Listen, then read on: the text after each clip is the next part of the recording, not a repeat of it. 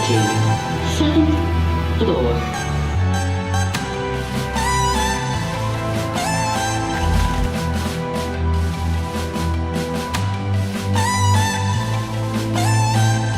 We'll see you around the timeline.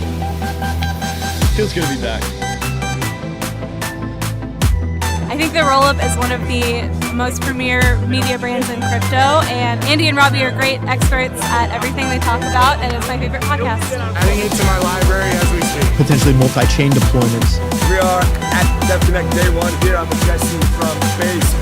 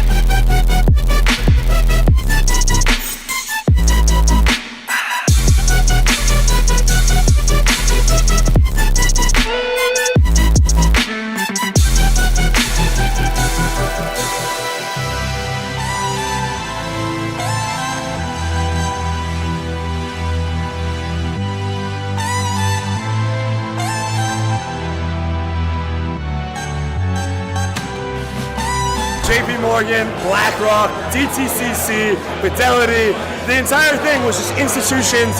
It's next level. This industry is going to the next level. And guys, I don't know what else to say. I'm bullish. He said it, he finally said it. I'm so bullish. Andy's bullish, I'm bullish, we're bullish.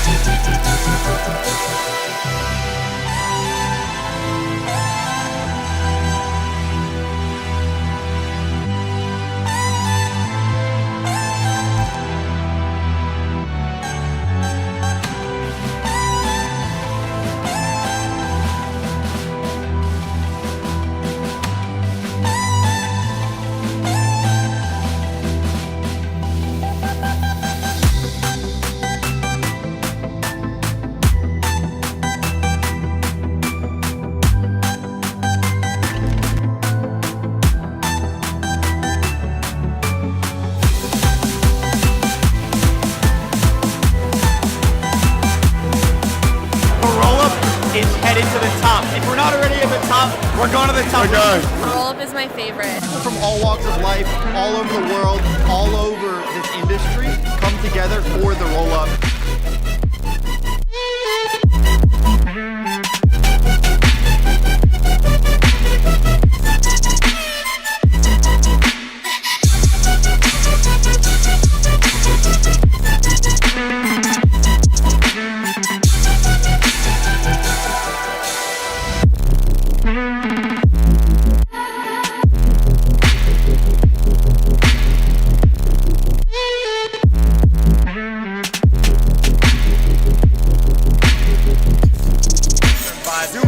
The institutions aren't coming, they're simply here. It's the golden age of crypto, guys. Get right, let's go. Welcome to the nest. See you on the show. We are live. Indeed, we are. I am here coming at you guys from Miami. Happy Friday, lads. Give it up for the nest. Shout out to the Empire State. Andy's going to join us in just a little bit with a couple of in-person guests. Shout out to Plume. Shout out to the Nest. None of this could not be possible without those guys. And I think Teddy, the man, the myth himself, is going to join us from Plume, from the Nest. So pretty excited to go live with him. Guys, great show. Tons going on all across the docket. We've got obviously the Nest coming up in a little bit. We've got markets. We've got weather. AI super cycle is going to be today, and we're going to bring you guys Crossmint for our AI super cycle episode today. I've got the suit on. It's another beautiful day here in Florida. We're feeling good. Markets are holding up steady. We'll get into that in a little bit. Fluent, that is a Good Idea Ventures portfolio company. Good Idea Ventures is the Rollup portfolio. We had a brainstorming session at ETH Denver 2 years ago where we came up with the name Good Idea Ventures as a way of separating these two brands. So we've been doing all of our angel investments out of Good Idea Ventures. Fluent is part of that portfolio, and we're going to be chatting with Dino, the founder of Fluent, as they launch mainnet and TGE today. Ticker is Blend, B-L-E-N-D. And will it blend? It certainly will here at the Rollup. So we're going to have Dino on to chat Fluent, and then Teddy and Melody are going to be joining us live from the Tokenization Tower. So we've got a lovely show for you guys today. Our topics are powered by Trezor, the most secure hardware wallet in the game. They lock down today's topics just like they lock down your crypto. And we thank them for contributing to today's show. Guys, before we get into our markets and weather, let's go ahead and talk to you about Frax, the Genius compliant stablecoin. We had an absolutely ridiculous clip from Mike Dudas talking about the state of stablecoins yesterday, talking about Circle as a pseudo CBDC, and then Tether, how they've completely overcame that regulatory moat, something we've been talking about on the show very frequently. Stabled Up is our flagship show brought to you by Frax, the Genius compatible stablecoin. This is the weather at the Tokenization Tower. It's a bit warmer down here near Miami, just north. Our weather today is powered by Relay. And guys, you'll notice that we've got a new partner down at the bottom, Apex, APYX. They had a hilarious launch video talking about their credit product. It was retweeted by Michael Saylor, and it was Margot Robbie in a bathtub drinking champagne talking to you about Apex DeFi products. So what's not to like about that? Weather brought to you guys by Relay. From New York to Miami, Relay will get you wherever you guys need to go. Go to relay.link to go cross-chain today. I recently just moved some things around in some wallets, just cleaning up some dust, and Relay was the provider on a lot of aggregators. I ended up using Relay routes. No surprise there. Cheap and fast. Use Relay for all your cross-chain needs. Guys, why don't we get off of weather, because there's plenty happening in the markets. I particularly like when we get these days and things are a little bit disjointed. You'll notice that today we actually have our altcoins. Anything other than Bitcoin is an altcoin, but today Solana, Chainlink, and Near are up, but Bitcoin and ETH are down. Nothing too crazy on these moves. Mostly just a little bit of here and there, movement up and down. But you do start to see these things diverging. I think it's interesting that Solana, Chainlink, Near, our altcoins, if you will, are performing better than the major caps, the Bitcoin and the ETH. This, it's difficult to draw some conclusions. If you look at the bottom ticker there, you'll see a bit of red.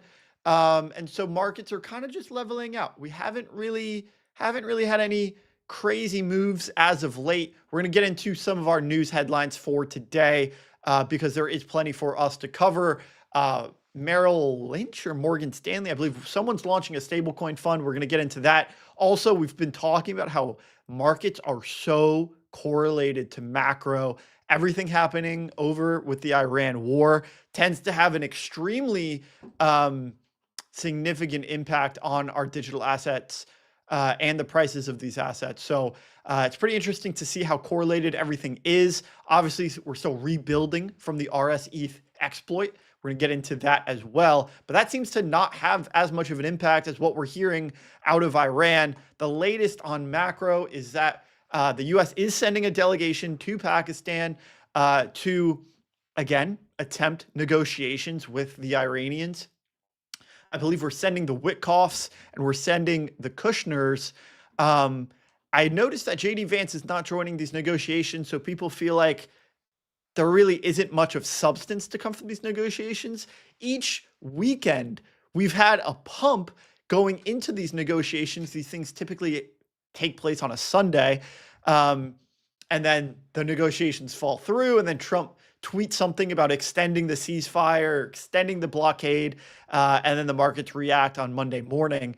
I think we're not seeing that weekend pump because JD Vance is not part of the delegation headed to Pakistan to take part in these negotiations. As always, markets are brought to you by Zama. One of the assets not listed on digital assets today is Zcash, which is doing particularly well. I like Zcash right now because it seems uncorrelated to the rest of digital assets. When you have Bitcoin, ETH, the rest of the altcoins on this map go up when Iran negotiations are doing well, Zcash doesn't. It is uncorrelated. As the Iran war continues to progress, continues to just stay around, we see more and more uncertainty and chaos in the markets. Zcash does well on the heels of uncertainty on chaos. And so if you see negotiations, if things look promising, if it looks like they're going to end the war, buy the majors, not financial advice. If there is uncertainty and there is chaos and it looks like the war is going to continue, Zcash tends to do well. Again, that is historical results, doesn't indicate future outcomes. So just keep that in mind. Zcash seems uncorrelated. Zama is also part of this privacy trade. Zcash is part of as well. Zama had a great day a few days ago, and I think it's holding those levels. One of the best token launches actually as of late. We heard about Chip from USDAI, another good token launch. So we're going to keep our eye out for new token launches. Guys, Blend is the new token launch happening today. Keep your eye out for it. Keep an eye on it. We're going to be talking to Dino, the co-founder of Fluent, about the Blend TGE and the Fluent mainnet launch in just a little bit. Before we do, let us tell you about another benefactor of this privacy narrative. It's Near. Near is building private AI. Near is the blockchain for all AI. It's also helping to build some of the agentic future in Ironclaw, which is a secure version of OpenClaw. And so Near is the blockchain that is supporting all of these efforts. We hear rumors that they could also be potentially working with governments to help AIify governments at large, which I'm extremely excited about because I think that is something that we're going to see a lot more of. Our first piece of news, if we can even call it that, is a shout out to Mr. Gabriel Haynes. This came out just a few minutes ago. You might be thinking, hey, Gabriel, like how did you get in the middle of our show here? Well, let's find out, guys. We're going to play this video. This is in reference to the Polymarket hairdryer incident. And so if you guys are unfamiliar, there was a weather market. I think it was trying to predict the highest temperature that was going to be taking place in Paris, France. There was one sensor. This was the resolving oracle for this Polymarket. It was one weather sensor, one temperature or thermometer outside of a bakery in Paris. Someone took a blow dryer, hair dryer, to that sensor, heated up the air around it so that the thermometer registered a higher temperature, resolved the Polymarket at that higher temperature, and then the temperature dropped right back down. So they were able to essentially exploit the oracle around this particular Polymarket, a very creative little hack. And they were probably able to profit a decent bit of it. Polymarket insider trading is something we'll cover a little bit later, but first, let's hear from Gabriel about what he has to say about this particular Polymarket incident. Coins on my phone while doing the Uber, but I lost a whole bunch of money on the Bitcoin. I was looking for more profit avenues. They measure the temperature in France. How do they measure the temperature? And I saw that they measure it at Charles de Gaulle. And they take all of the data from one thermometer. I climbed over the fence, I hopped in, And this is the first time I did it. It did not work very well. I had to just blow on the sensor very hard. I lost more money on that one, but and this time I brought the air dryer. Blew on it the first time, I brought second the air time, dryer in a dryer. backpack. No security whatsoever. I went like this, and voila! I turned a no into a oui. And now I'm in the French Riviera, living my life, looking for the next next opportunity. Thank you very much to this air dryer. I will be trading more on Polymarket. Well, man, Gabriel, hang on to that hair dryer, man. You can make a lot of money using that hair dryer. You just go around, find the thermometers out there. There's a lot of poly markets out there. You can just heat up with that hair dryer. You got the flow going on too. You can dry your hair. You can heat up some thermometers. You can make money. You can look good. What else do you need? Gabriel's living the life. These guys, code is law out there. We've obviously seen that's how the North Koreans think about it. Gabriel seems to think about it, the same way. If you got a hair dryer and you know where the thermometer is and there's no one stopping you, go get your bag, Gabriel. Go do your thing. Absolutely love your content, and you're hilarious, man. Just keep it up. Feel free to come on the show whenever you like. We can talk all about it. Shout out to Gabriel, true OG in the crypto culture scene. Love that guy. All right, guys. I think we're going to be talking a little bit more about this poly market insider trading. Let's go ahead and get to what Trump thinks about poly market insider trading. What does Trump think about Gabriel? Obviously, Gabriel was the guy that heated up the thermometer. They also arrested a soldier who must have had advanced knowledge about the Maduro capture in Venezuela. And so we have a reporter here talking to President Trump about what he thinks from this capture, this insider trading on poly market about this capture. Let's hear what he has to say.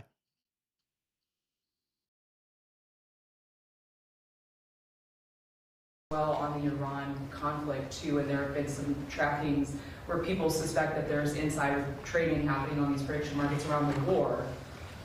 Are you concerned? Well, the whole world, unfortunately, has become somewhat of a casino.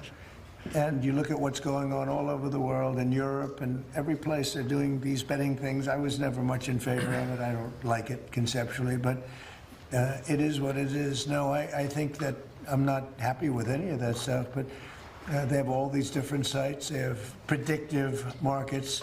It's a crazy world. It's a much different world than it was. Okay. Well, on the Iran conflict, so obviously, this is a bit more serious. I mean, Trump is somewhat, he's condemning insider trading. He's also saying that he doesn't believe in gambling. He's not much of a gambler himself. He doesn't believe in it conceptually.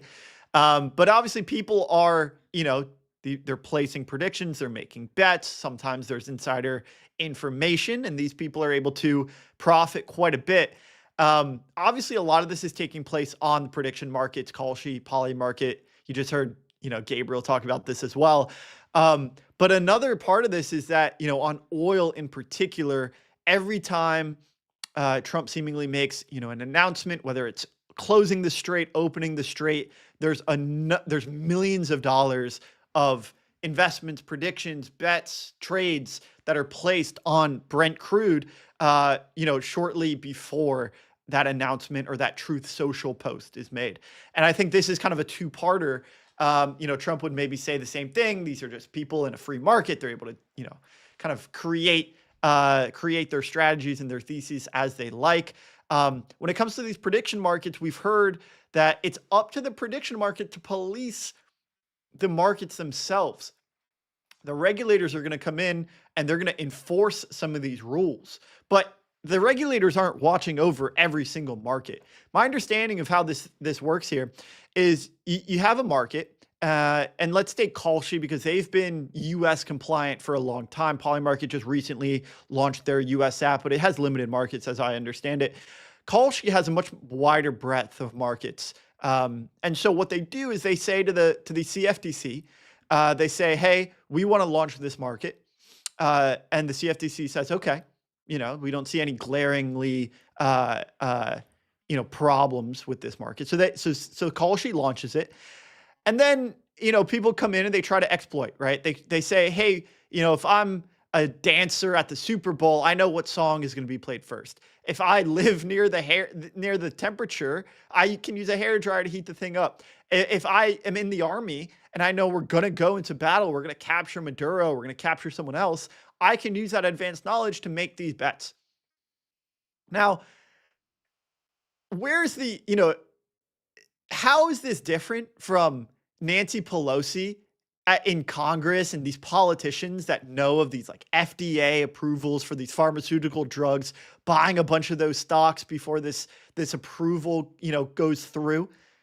There's no difference, right? You can't talk out of both sides of your mouth. And so do I think it's wrong that politicians are profiting off of, the advanced knowledge that they have at these drug companies? Yes. Given that that's happening, I'm a little more lenient for these guys that are, they have the advanced knowledge, they find themselves, you can't act on it, right? But there's a very gray line between this and then building a thesis. If I do significant amount of research, I find details on a particular subject, I do a lot of reading, I do a lot of research, I talk to experts, and I start to build a thesis as to what I think is going to happen in the future. And I build a portfolio and I construct a portfolio, whether that's stocks or bonds or digital assets or something else. What's the difference? I'm trying to get some sort of edge in the market, some sort of information that I have that others don't have, right? At a certain point, the line gets a bit blurry. I think if we're going to hold people accountable, we're going to hold these platforms like Kalshi and Polymarket accountable for enforcing insider trading on their platforms, we also need to hold accountable the politicians that are profiting from their insider information, right? We have to do it both ways. And I think that is just as important of a question, if not more important of a question, because right now we're just preying on, like, guy in the military. I mean, shout out to our troops. Like, they're doing good work. We don't want to hold these guys hostage for making some more money on the side. The politicians need to get held accountable just as much as everyday people. And ultimately, there should be some sort of rules, regulations put in place. Otherwise, the alternative is just make all insider trading legal. Make it okay. Make it legal. It's either make it all illegal, including the politicians, or make it all legal and say, look, if you're going to get into the role, if you're going to get elected as a senator, then you've done the work. You've earned the ability to some proprietary information. And, you go make the markets efficient, right? If you have information, go trade on it, right? So that the market as a whole, these truth-seeking, truth-identifying markets, give us the information that we're looking for, right? If we want to know how something is going to react, then as that information drips out of the future, we should be acting on it, whether it's private, insider, or otherwise. And so that's my take here. Look, I think if we're going to do this, we have to do it both ways. We either have to make it all legal or all illegal. We can't have politicians and say that's okay, but not, the little guys trading on Polymarket and Kalshi. No. Do both. Don't do one or the other. All right, let's move on here. We've seen, again, this dislocation in the market. What's happening here, we talked about it on our market segment, how the bottom, altcoins are performing better than some of these macro caps. What we also have here is these large inflows into ETFs. And so we've seen this, basically how boomers are coming in and they're continuing to slam these ETFs. Obviously, Bitcoin isn't moving so much. Some people attributed the move from like the mid 60s, 65, 68 up to the mid 7s, right? Attributed that to obviously Iran and the macro situation, but also Michael Saylor, enormous buys. I think the third largest buy ever, and the success of his stretch product. And so as Bitcoin goes up, there's more income products that he can sell, and this continues the flywheel forward. And so this is part of what's fueling this. Again, we have these large ETF inflows. And so James Seyfart, friend of the show, the local ETF guy here at the Rollup, talks about a risk-on rally.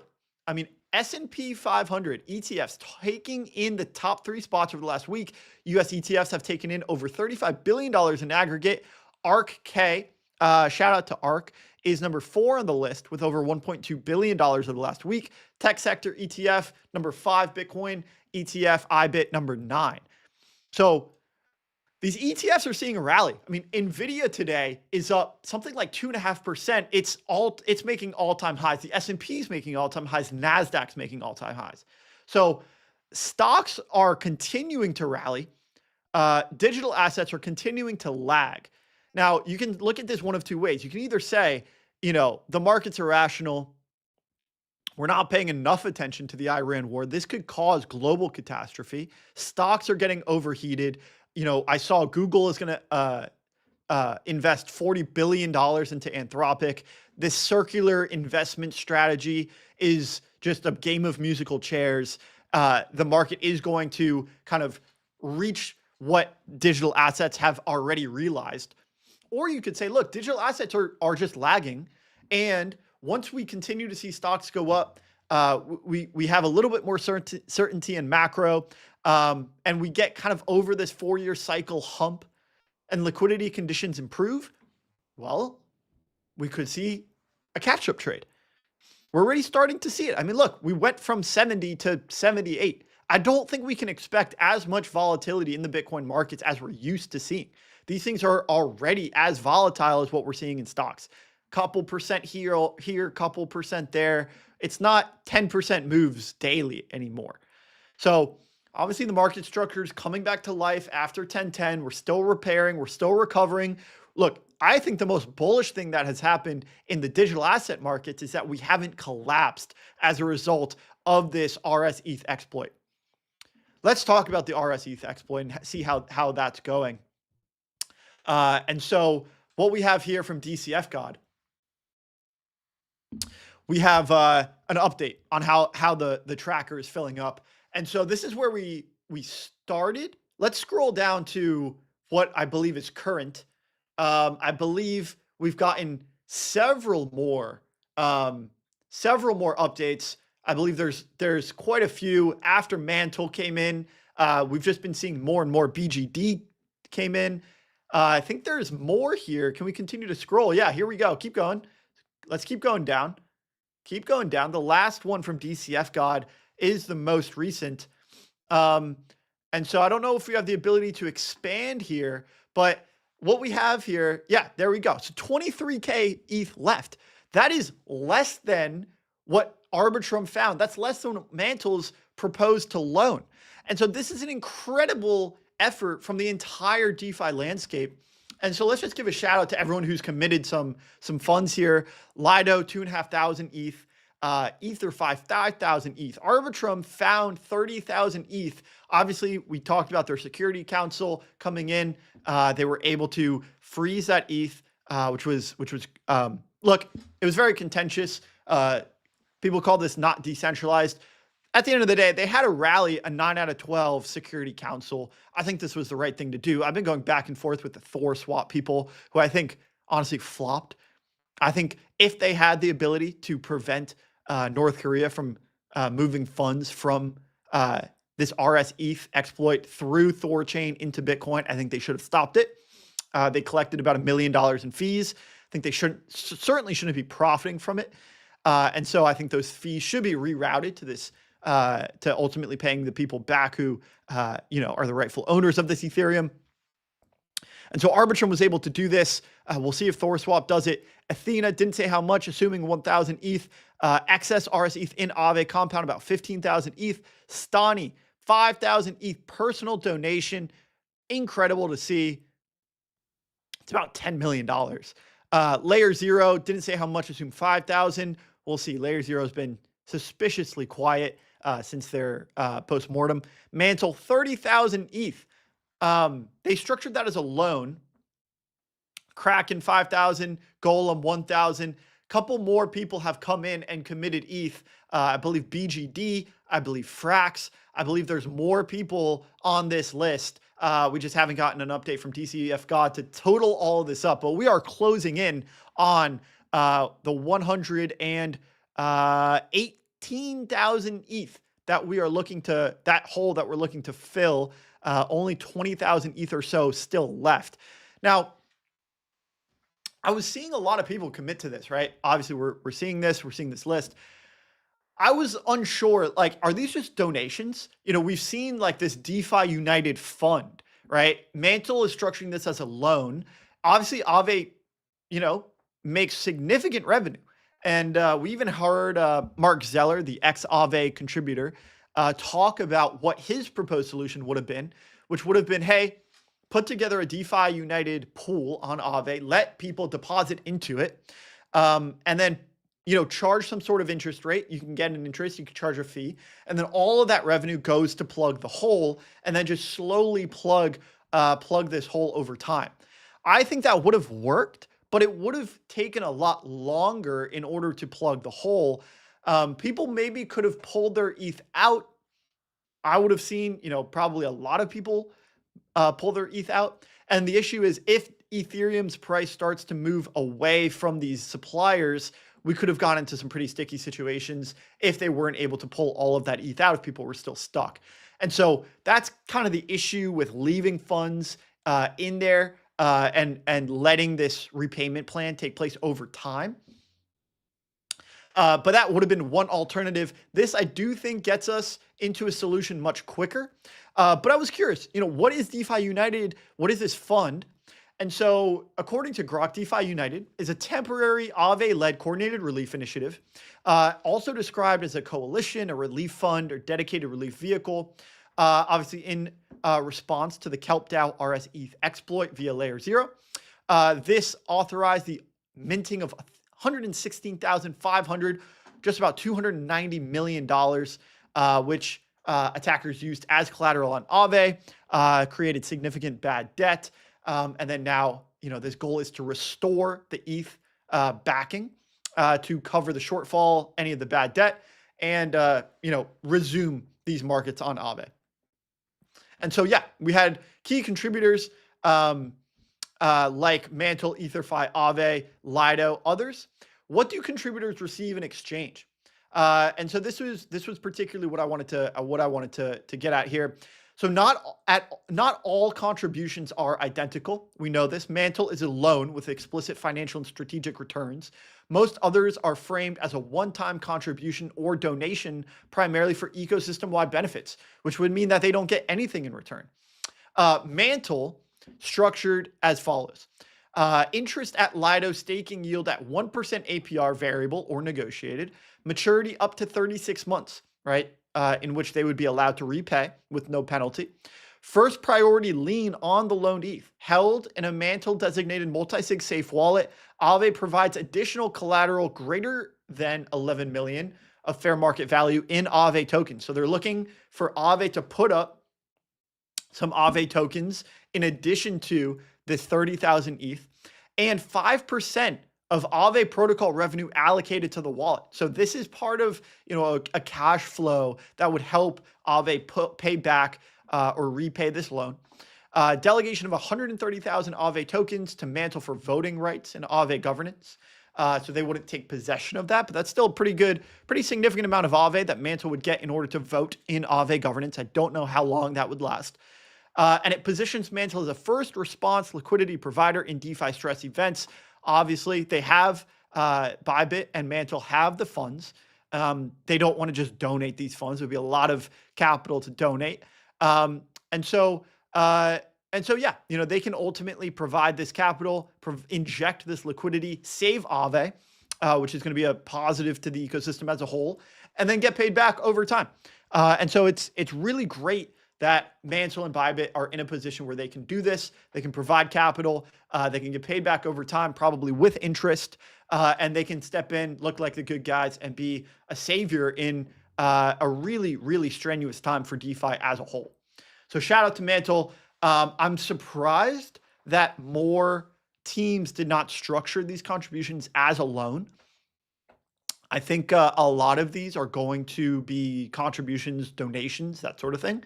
But we'll see what kind of favorable treatment they get after the fact. I do think they should get something. Mantle is doing this, and they're going to get paid back in return. Wouldn't be surprised if more of these teams structure this as a loan, which would get them something in return as well. Overall, great to see. I'm glad that teams are stepping in to fill the hole for one of the most systemically important DeFi protocols on Ethereum. Good to see the community rallying together. And also, it's just great to see that this is coming to a close on this chapter. We're going to be talking about this for some time, I'm sure. But obviously, there's more things happening in the industry. So let's keep going. We circle back to another friend of the show, another ETF guy here, Eric Balachunas, talking about more on the legacy financial side of things. Jane Street, who made about $40 billion in revenue last year, more than all the big Wall Street banks, but only 3,500 employees. Now, 3,500 employees sounds massive to, us over here, accustomed to the guys, at Hyperliquid that are doing this. But it's great to see Jane Street, not an incumbent, a disruptor that is doing quite well. $39.6 billion of trading revenue. Firm flew past global investment banks after reaping $15.5 billion in the year's final quarter. According to people with knowledge of these results who asked not to be disclosed, with only 3,500 employees, it beat JP Morgan by 11% during the year. Obviously, JP Morgan is a Goliath. I think they have 100 times the amount of employees, closer to 350,000 employees over at JP Morgan. And so, look, we're going to see a lot more of this. AI and the people and companies that know how to use AI are going to massively accelerate and then therefore outpace what the traditional incumbents are doing with their manpower. So you've got compute power, and you've got manpower, and compute just moves a lot faster. And so this is what we're seeing. I think we're going to see a lot more of it. And it's just a shout to all these companies to embrace it before it replaces you. Disrupt yourselves before you guys get disrupted. Let's keep moving on. Next, we've got a clip from the Vault. So guys, I watched the Finding Satoshi documentary. It was really well done. I think Coinbase helped to produce it. They talked to FBI. They talked to private investigators. They did a really, really great job of going through, talking to experts, going way back into the lore of the OG Bitcoin days and talking to the people that were there on the ground, emailing with Satoshi. They were on the Bitcoin forums with Satoshi. They were going back and forth with these people. And so they did an incredible job of going and talking to the people that were there with firsthand accounts of interactions with Satoshi. I don't want to spoil the documentary. It's great. I think it costs like $17. You guys can go find it. It's called Finding Satoshi. I encourage everyone to watch it. And what we have is a disconnect, actually. If you watch it, you'll notice there were some conclusions drawn. They started with a group of about 6 or 7 people. A lot of them were early contributors and employees at a company called PGP, stands for Pretty Good Privacy, which was a very early contributor in this cypherpunk cryptographic anarchy movement. They were protesting the nuclear threat that was taking place in the 80s and 90s. This was as the internet was becoming more available. Cryptography and cryptographic standards were becoming more of a field. And so they formed this group, PGP, Pretty Good Privacy, to create this encrypted messaging service where they could exchange messages. This was pre-email, I believe, or right around the time where email was being created. And so they wanted an encrypted messenger where they could communicate back and forth about protests around nuclear war. This guy got contacted by the authorities. It's a great documentary. I encourage everyone to watch it. And it led to a lot of people, a lot of cypherpunk ideals, and ultimately the creation of Bitcoin. In that documentary, they mentioned Hal Finney. They mentioned Adam Back. They mentioned Len Strassman.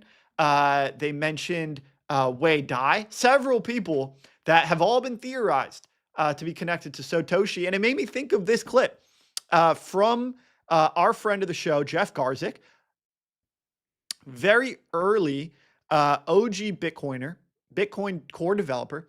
And so, here in this clip, we ask Jeff who he thinks Satoshi is, and if it's consistent with the findings in this documentary. Let's go ahead and play the clip and see what Jeff has to say.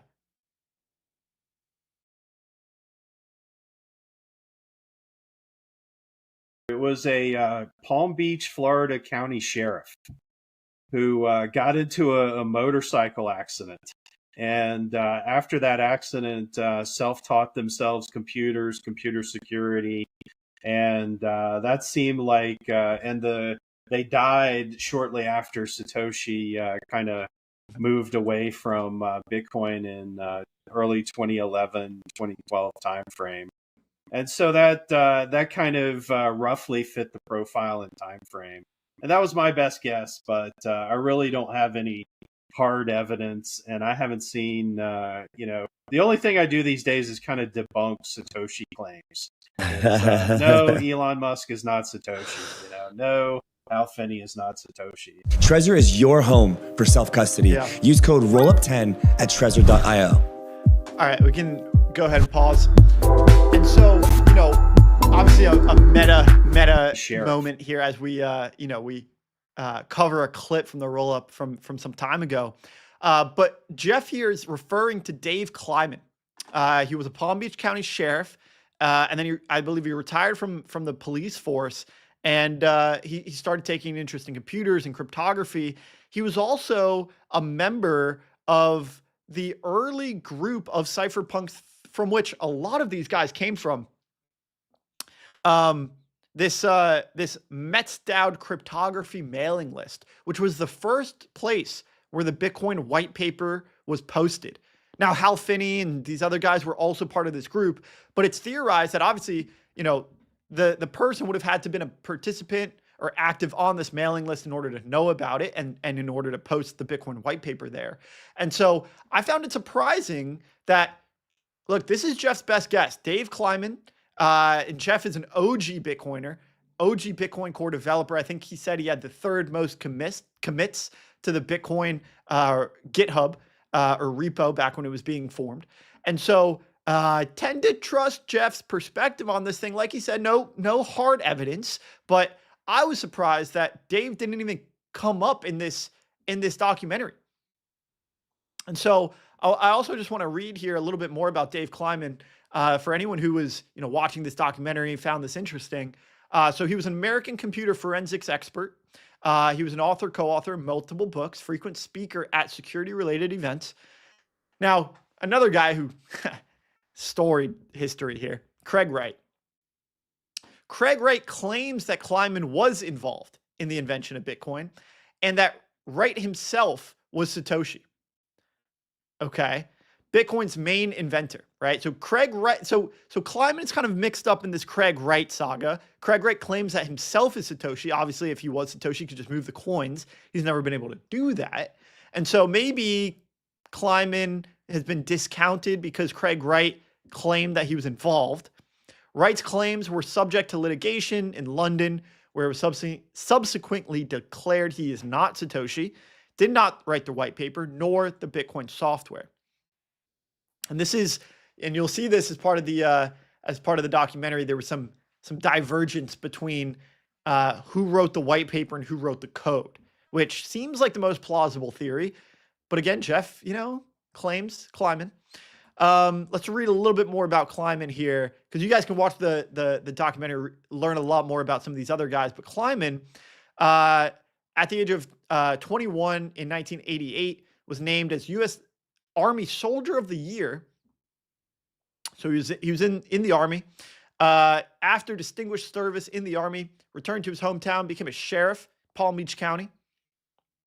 In 1995, motorcycle accident left him paralyzed, requiring the use of a wheelchair. After his recovery, he continued working at the sheriff's office, attained the rank of a detective, He also worked as a system security analyst in the computer crimes division and helped configure the computer forensics lab. Kleinman went on to work on a number of high-tech companies before becoming a partner in a computer forensics business. Kleinman died in his home in late April 2013, seemingly of natural causes related to complications from a MRSA infection. And so, let's just read a little bit more about his alleged Bitcoin involvement here. So he had several licenses and certifications in cryptography. He was part of a technology that was used in NASA, the Department of the Treasury, worked on SDoc. So these deep cryptographic standards. His alleged involvement. So in December 2015, Gizmodo reported that Dave Kleinman may have been involved in the invention of Bitcoin based on documents sent to the press concerning Craig Wright's claim to be Satoshi. Wright claimed he was Satoshi in The Economist. His claims were struck down in London following that litigation, declared not to be Satoshi. In February of 2018, Dave Kleinman's brother, Ira, the executor of his estate, initiated a lawsuit in the District of Florida, Southern District of Florida, on behalf of the Kleinman estate against Craig Wright over the rights to between 550,000 and 1.1 million Bitcoin. That is Satoshi's entire stack, claiming that Wright defrauded the estate of Bitcoins and the IP rights. The estate alleged that Kleinman was one of the early Bitcoin pioneers and worked with Craig Wright on Bitcoin's establishment and therefore had a legal claim to these Bitcoins, these Satoshi's Bitcoins. Following a 3-week trial in 2021, a jury entered a verdict in favor of Kleinman's estate, but awarded him only $100 million in damages, far less than the more $25 billion that Kleinman's estate had sought at trial. Very interesting, right? According to this jury, the jury found him as part of early Bitcoin involvement. However, Craig Wright was found not to be Satoshi, maybe had some involvement, right? But Kleinman was involved and therefore had $100 million in damages. Didn't have a right to Satoshi's coins. Even if he did, look, how would they have moved them? I don't know. Fascinating. The reality is that, unfortunately, Kleinman did pass away. And so if he was involved, if he had some of those private keys, he's not able to move those coins now. And that's a common theme from this documentary if you watch it there without giving away too much. So very fascinating. Satoshi's whereabouts and identity obviously comes up once in a while. So it's pretty interesting to see. All right, guys, we've got a little bit more news to cover. Let's check in on how our first guest is doing. He's still setting up in the back. So let's keep going. Morgan Stanley launches stablecoin reserves fund. And so we've got Morgan Stanley coming into the stablecoin game. No surprise here. Stablecoin reserve fund. Morgan Stanley introduced stablecoin reserves portfolio, MSNXX, money market fund built for stablecoin issuers and aligned with the Genius Act. Fund invests in cash, treasuries, and overnight repo agreements to maintain a $1 NAV. Pretty cool. I'm glad that Morgan Stanley's coming in, and I think they're getting in multiple ways, which is great to see. And so, look, stablecoin issuers need compliant reserve management. I think this is what we're going to see. This way, they can earn some yield on these treasuries, these overnight repos, and they continue to use this fund as a reserve to back stablecoins. And so, obviously, there's going to take some time in order for this to be implemented. Stablecoin issuers currently have their own reserves strategy, the reserve management strategy. But it's good to see we have more qualified custodians, more reputable institutional players coming into the reserve management business. This is going to be an actively managed fund, I believe. You see non-speculative, high-quality assets make up this fund. Stablecoin issuers can leverage this fund. They can use it to back their reserves and continue to maintain Genius Act compliance. Shout out to Morgan Stanley. I anticipate more stablecoin issuers are going to be using this to back their stablecoins. let's keep going. We've got maybe one or two more here. Charles Hoskinson is making a declaration. This guy, I mean, Charles was on the show. He was making some really, really great points when it came to security. The guy is obviously very technical. No matter what you have to say about Charles, the guy is technical. He knows his stuff. He's cut his teeth. Here he is talking about politics, maybe a little bit out of his domain of expertise, but let's see what he has to say about the Clarity Act. It wasn't wise back in 2025 to go toe-to-toe with the President of the United States about things I felt were wrong. In hindsight, I appear to be vindicated. Perhaps it's not right that they issued their own coins, they built their own projects and sculpted everything for their own benefit. And now where are we at? A resigned crypto czar, no Clarity Act, and a very difficult election season where the Democrats have already taken a position of anti-crypto, much more so than Gary's days. And they're even funding documentaries like Everyone's Lying to You for Money, just to tar and feather our space and throw out the baby with the bathwater. All the good we've done doesn't matter because crypto equals Trump. Yeah. Took courage to step up and say, you know what? Enough. We have to move beyond a person, a philosophy, an agenda, a country, and recognize this is a global movement. You know, Charles, I tend to agree with you. I think you use a little bit of embellishment, a little bit of dramatic, verbose language here, you know, move beyond an ideology, you know, but it is serious. And I tend to think that your point is a good one. Crypto, digital assets, all of these things have been so tightly associated with the Trump family, insider trading, corruption, crypto, meme coins, all of this is getting really, really tied up with the Trump family, the Trump presidency. And I think we do have to make that disassociation. And we have to untangle these things, or else the Democrats are going to absolutely just, like you said, tar and feather our industry in the coming election, in the coming cycle, the new administration, if they take the office, it becomes a real problem. And so, you know, what is there to do about this? How do we differentiate these things? Look, I've been on this show saying that the exports of crypto are still in a good spot. Stable coins are pretty much neutral. People don't really hate stable coins. You can even point to some of the more technical aspects like ZK, like FHE. You can point to things like even blockchain is somewhat uncontroversial. But when you start talking about crypto as it refers to crypto as the asset class, people using the assets as a means of enriching themselves, as a means for insider trading. Prediction markets are not helping in this regard. It becomes a really sticky situation, unfortunately.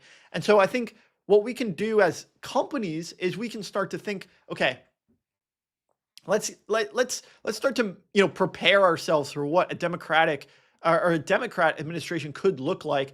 And let's work closer with the regulatory agencies like the SEC, the CFTC, because those guys, they've been appointed. They're going to be in office. They are currently there and willing to work with our industry. We don't know how long that is going to last. So let's work with them, start to get some regulatory guidance. If we can't get legislation, let's get regulatory guidance from these agencies so that they can help inform us on making the right decisions for when a Democrat administration or agency comes into effect. That's number one. Number two is, as an industry, let's stop using some of the language that has now a bad reputation. All of us, we're known for creating these definitions day in and day out. Let's throw out the bad definitions, the ones that have already gotten commandeered by people with their own agendas. We can stop using the word crypto. I know it has some sort of momentum and gravity, but let's stop using it. Let's use digital assets. Let's use some of these things that people just don't have this intrinsic emotional reaction to. People like stablecoins. Let's use stablecoins. People like digital assets. Let's use digital assets. These are some of the things, right? High quality assets on chain, you know, these protocols. People like some of the aspects, some of the exports of the industry. They like some of the principles, some of the ethics, some of the decentralization, permissionlessness. Let's hang on to what people like, and let's get rid of what people don't like. Not because just, we're just bending the knee, but because we're taking the market feedback, right? And we can throw out the bathwater without throwing out the baby. Let's keep the good parts, throw out the bad parts. All right, guys. That's my rant for today. Shout out to Charles for giving us a little bit of a kickstart to the rant. We've got our first guest. He's ready. We're going to go ahead and bring him up in just a moment. And our first guest is going to be on AI Supercycle. This is our flagship AI show. We're going to bring him up and get started here. So shout out to Near. Thank you, Near, for being great supporters, doing the good work. People like the cross between AI and blockchain here. They don't want AI to run rampant. So Near's helping do all of this. Speaking of this cross, we're going to bring Crossmint. We're going to get Alfonso from Crossmint onto AI Supercycle. Let's run it. Let's do it.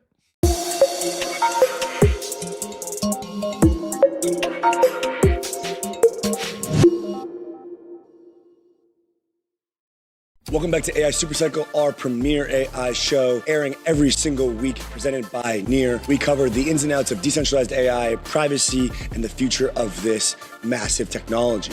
Near is the blockchain for AI and the execution of AI native apps. You can check out Near's latest AI product at near.ai. Now sit back, relax, and enjoy the show. All right, guys, we are back. We're here with Alfonso of Crossmint. Alfonso, welcome back to the show, man. It's a pleasure. It's a pleasure. Thank you for having me again. Absolutely, man. Well, I know we've talked about several things. You guys at Crossmint are doing great work. Most recently, I believe you guys have a partnership with MasterCard and also around this AI agent payment framework. So we want to talk all about it. Before we get into the MasterCard partnership, just give us a little bit of, is this been your primary focus? Get us caught up on what's been going on in your world since the last time we had you on the show. Yeah, absolutely. I think just 10 seconds, but Crossmint is a infrastructure company in the programmatic finance space. Most of the work we do is on stablecoins, actually, stablecoin enablement.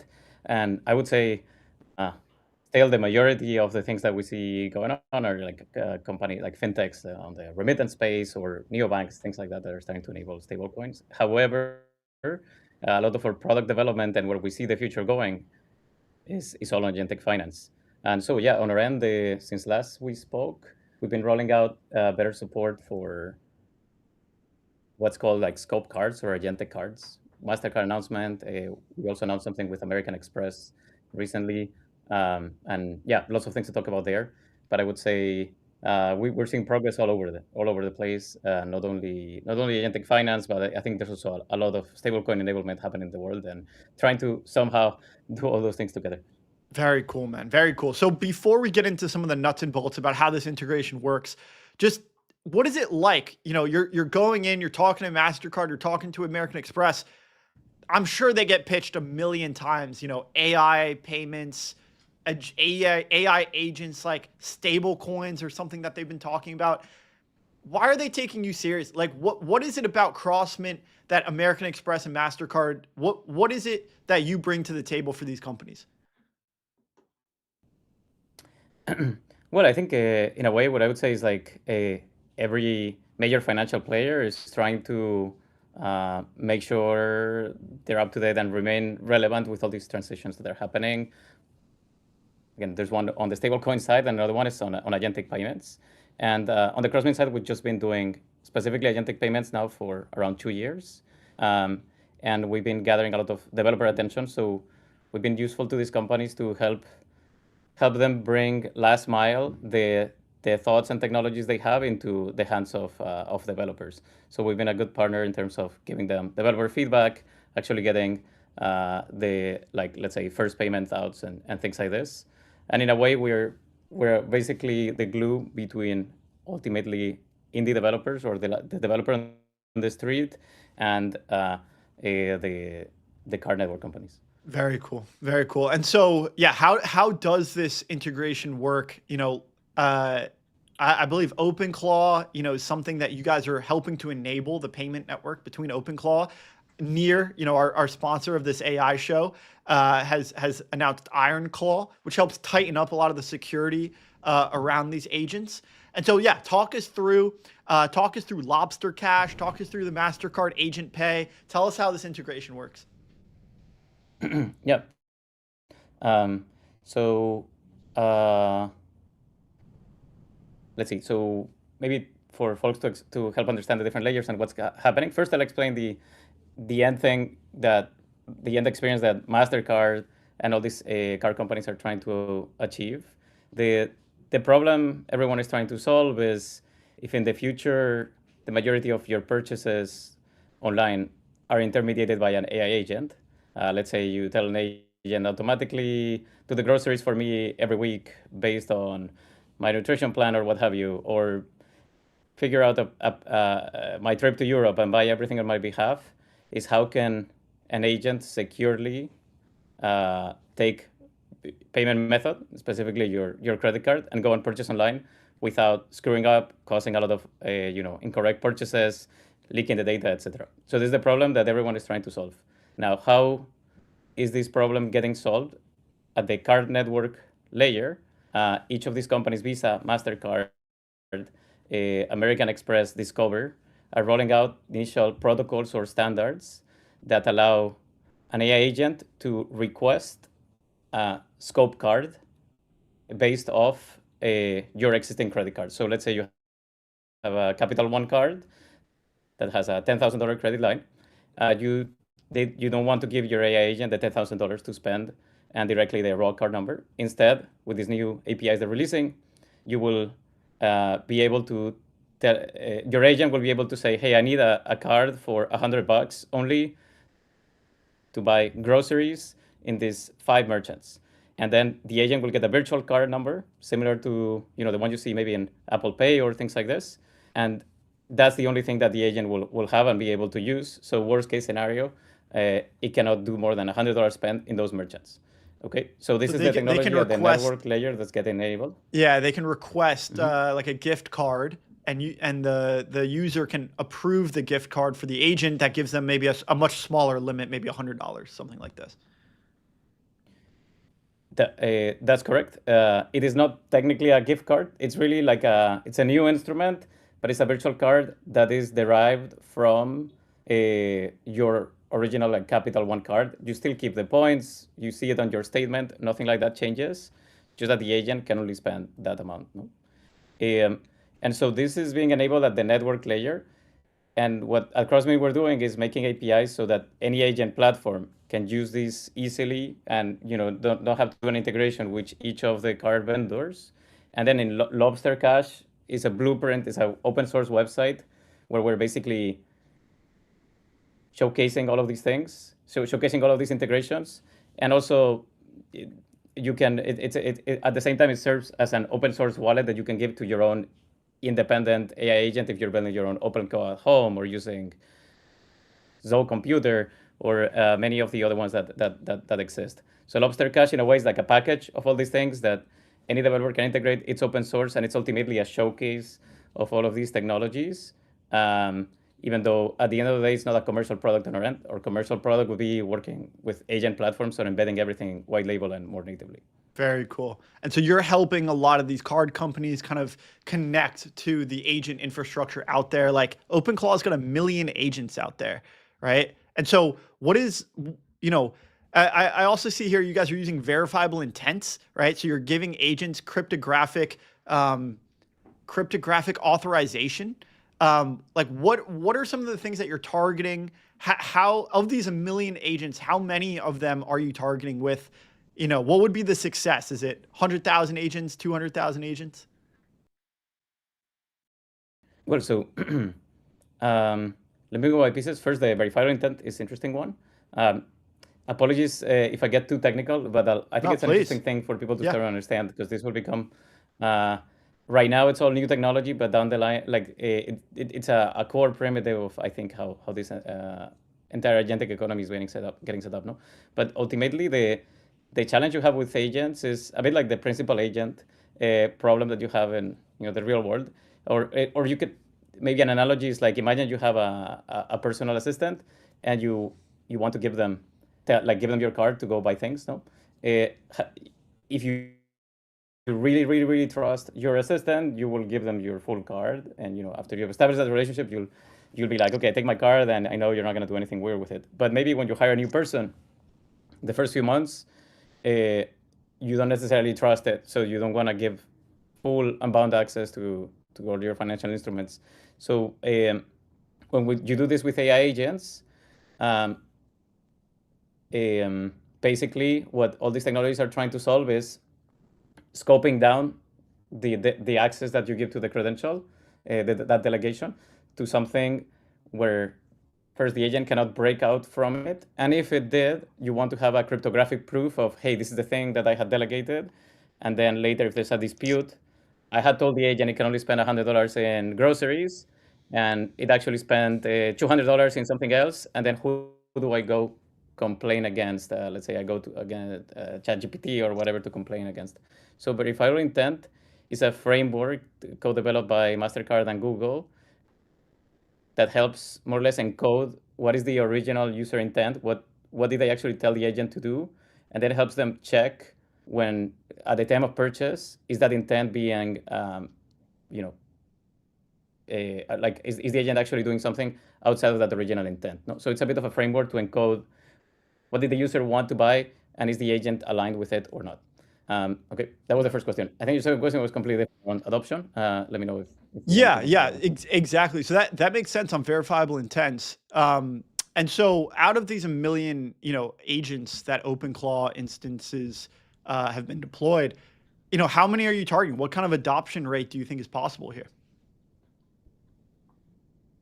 Yeah, so it's interesting. So we do see a future where almost every agent in the world will be a financial actor, okay? For many different things. It doesn't mean like everyone that installs OpenClaw is going to use it to buy groceries or shoes or things like that online. However, there's a separate thing that agents are starting to pay for, which is more like micropayments for their own compute, for inference, for the tools they use. This is more on the stablecoin and crypto side, X402. But that one, we do expect the majority of agents at some point are basically going to self-fund themselves. They will have maybe, let's say, $1 in a wallet and use that to pay for their own bills and whatnot.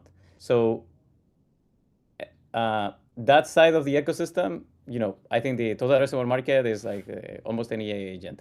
Now, cards that are actually doing e-commerce for their customers, it remains to be seen. I do think at some point all e-commerce will be done this way. So the total addressable market is very big. However, in the current usages of OpenClaw and those million agents that you see out there, I would say e-commerce use cases are still small. So on our end, we don't have a concrete target adoption. I mean, ideally, we want to serve all these agents in one way or another. Specifically, these scope cards from Visa and MasterCard, I would say, maybe 10% of those eventually using them would be an awesome target to hit. But I would not expect 1 million because many of these are more ephemeral or doing a very specific task that may or may not overlap with again, e-commerce or travel or those kind of use cases. Yeah. And so how easy is this to set up? Like, where would I go? Let's say I have an OpenClaw instance. Maybe I have an American Express card. Do I go to American Express? Do I go to Crossmint? Do I, how do I start letting my AI agent request these cards? Yeah. Look, so the idea behind all of this, and here I'm being maybe a bit technical and getting into the weeds, but the idea is that not to think about this at all. Like the idea is your agent, when you ask it, hey, can you buy me something online? It will be like, okay, well, I need agent cards, and it will be able to automatically discover, hey, there's this technology, Lobster Cash, and I'll just go and install it. So that's the end goal. Today, you can just go to Lobster Cash and try to install it. At the same time, this technology is rolling out in beta. So today we do have you have to sign in a form, and we need to enable you. So we want to be mindful of that. But yeah, like you want to try it, just go to lobster.cash, and you can try from there. And so, a lot of people have spoken about stable coins as like the native internet money, like machine to machine payments are going to need to be done via stable coins. When an agent requests one of these scope cards, from MasterCard or American Express, and it gets that number, that card number isn't stable coins. Maybe there's stable coins somewhere in the stack, but what's the pros and cons? Why would an agent use stable coins versus use one of these scope cards? Yeah, I think two things. First of all, so when you think of an agentic payment, there's two legs. There's how does the human fund the agent or delegate the payment to the agent, and then finally, what does the agent actually use as an instrument to pay? No, and so it's important to think about this as in a regular payment, it's just what do you use to pay. Here, there's how do you delegate and how does the agent actually pay. When you start, let's start with the last one. How does the agent actually pay? What we are seeing right now in this early, market is that for anything that's microtransactions, for tools, for LLM usage, for paying for its own compute, the majority of those APIs are being paid today in stablecoins, and the biggest reason behind it is the cost structure. It's prohibitively expensive today with cards to go and pay 1 cent of a dollar a million times, whereas with a stablecoin you can do that much more, with a much lower cost structure. Yep. On the other end of the spectrum, if you're trying to buy something on an existing merchant, again, it's more like e-commerce or travel or things like that, that is where cards are a much better instrument. First of all, because there's I think around a million merchants out there that already support cards and that they're not going to adopt stablecoins tomorrow. But second, because you also get you get chargeback protection, you get points, and all those good things that people like about cards. So things are kind of segmenting in that way, like service for agents, stablecoins, some service or product for human, cards. That's on how the agent pays. Now, how do you delegate the payment for the agent is a separate question. Most people out there don't have a stablecoin that they will send to the agent. So what we see is cards are the primary method on how does the human give payment to the agent. Mm-hmm. You can save a card on file, and the agent can get a scope card, but also the agent can on-ramp and top up their stablecoin balance from the same card on file. No? And this a bit the vision that we've seen, and also what the demand we see in the market is basically human saves a card on file with the agent, and then from that saved card on file, their agent can fund their stablecoin balance, and the agent can also get scope cards from a single integration and solution. And the agent is the one that can figure out the complexity of when do I need a card, when I need a stablecoin. The user shouldn't need to worry about any of that. That's all happening under the hood. Yeah. Incredible. Okay. Yeah. So we're starting to see kind of two different payment use cases evolve for these agents. Like you said, some of these are services, others are e-commerce. And so we're seeing two different payment methods for two different use cases. Okay. And so, as you're continuing to develop solutions, a lot of this is agent to agent. And now, you have American Express, you have MasterCard with these cards. What is the security practice like? Because a lot of this was, kind of, people were very hesitant to start to implement some of these things, right? Even Near, kind of talked about how there's OpenClaw vulnerabilities, right? It can just start doing things. I remember there was, when OpenClaw was at its peak, it was like going and deleting emails because it had access to Gmail. Once it starts having access to money, even if it's capped, these things can run pretty wild. And so maybe this is where verifiable intent comes into play. But generally, how does the security of these things work? And how do we make sure that that these agents are spending money securely? They're not going to get, that card number is not going to get stolen. Stable coins are not at risk. Generally, what is the financial security of these agents? Yeah, that's a good question. And so I think this is precisely what separates these new standards that are coming online, like MasterCard, Agent Pay, and the others, from like just giving an agent a raw card. I will start with, we have seen across the industry already a lot of hacks on indie developers giving their OpenClaw raw credit card number or a private key for a stablecoin wallet, and it getting like stolen by prompt injection or a malicious scale. So that's definitely is a very real threat. It's already occurred, and so yeah, a lot of behind these technologies is how do you prevent that. So with the scope cards from Mastercard, Visa, and Amex, etc. First of all, what you do is you minimize the blast radius. Like the worst that can happen is you lose $100, but also there's going to be enforcement of, at the merchant level, like this card is only allowed for this kind of merchants or intent. So if you create a card that's for travel and someone were to steal it, like worst case scenario, they can buy maybe a hotel somewhere, but not like take the money and launder it that easily. So it reduces the potential. It makes compromising this information much less attractive. That's on the card side, and also the card number it's a virtual card number, so it's not the raw card number. So if you revoked it, it cannot be used again. No, and so with our solution, and if you try it in Lobster Cash, you can also revoke the cards. You can set expiration times and all of those things to really not prevent the problem, but make it so that if it happened, it won't be a big deal, and the attacker probably won't even target it because they cannot do much with it. On the stablecoin side, similar. The solution that we propose, we also include wallets as part of the solution, and we do two things. One, the private keys of the wallets, we never store them on disk. There's other solutions out there that store them on disk, encrypted, but then they put the key there as well. We put it we always use the secure enclave on the device, the keychain on iOS and things like this, to make sure those keys are not extractable. So if you get compromised or you get a supply chain attack like the one that happened a couple of weeks ago with Axios and LightLLM, the keys will never get stolen.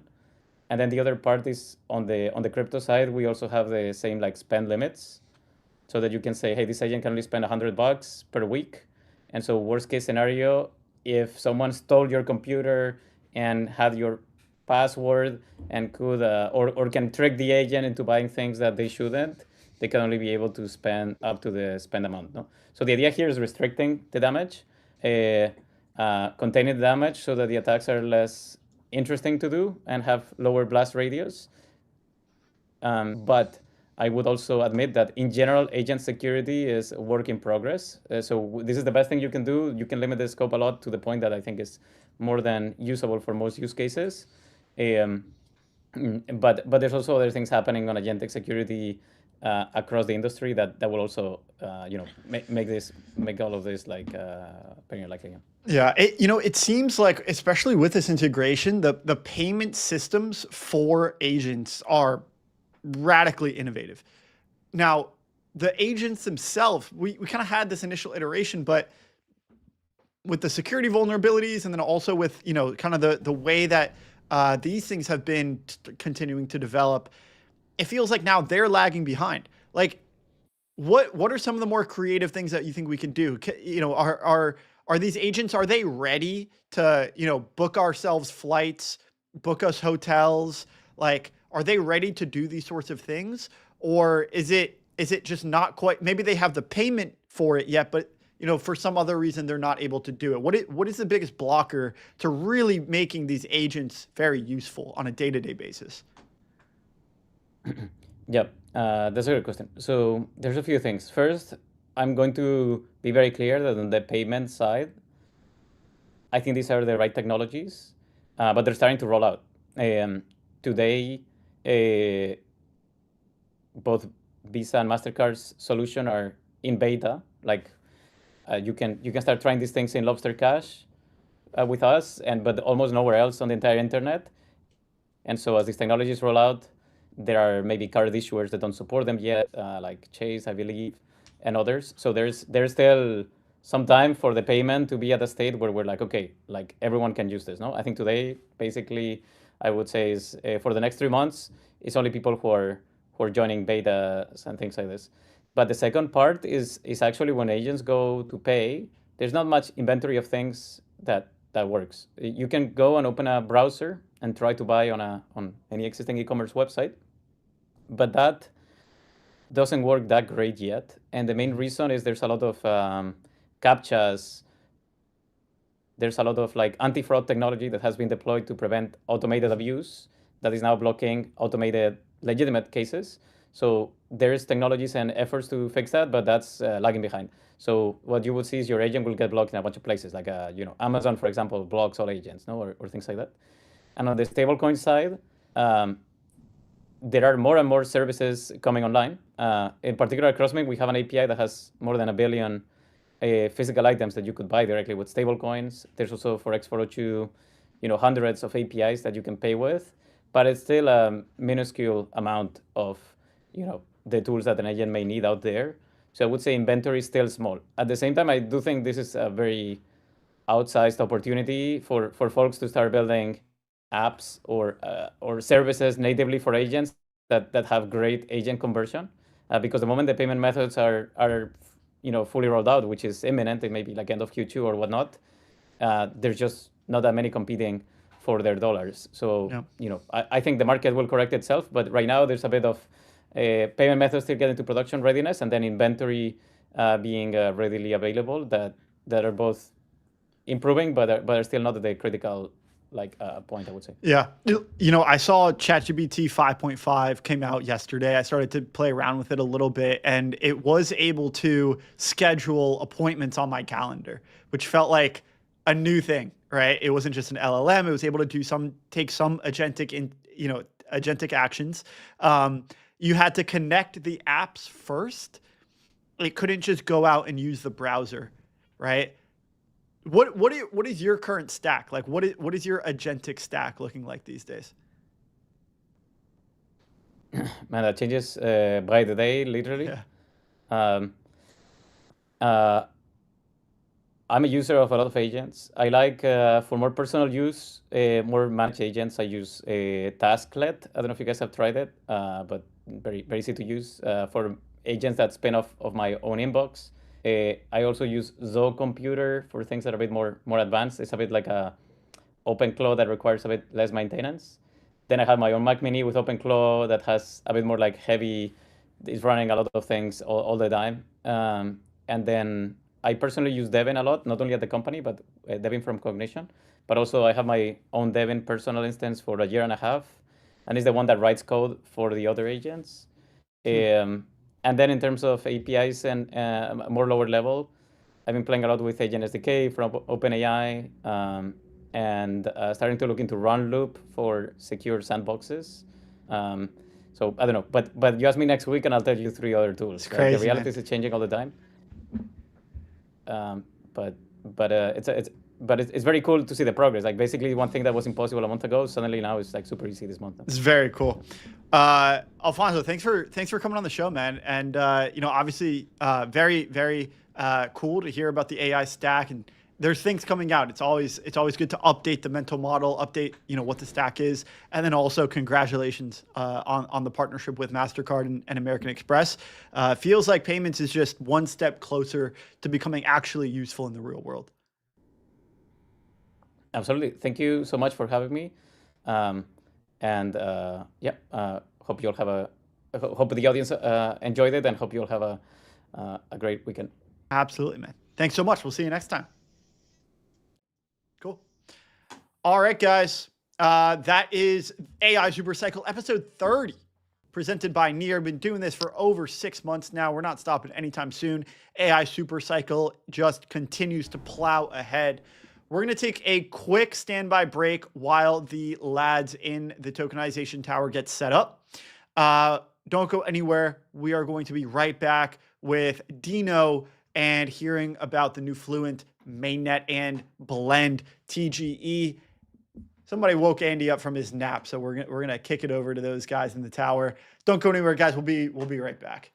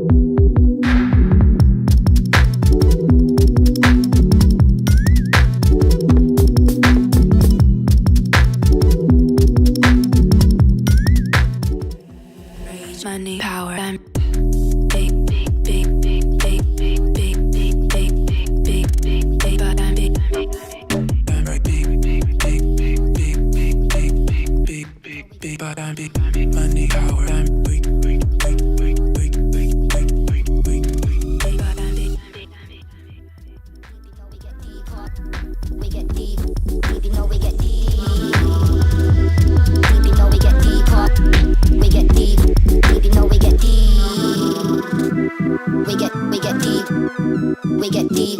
We get deep. Hot. You know we get deep.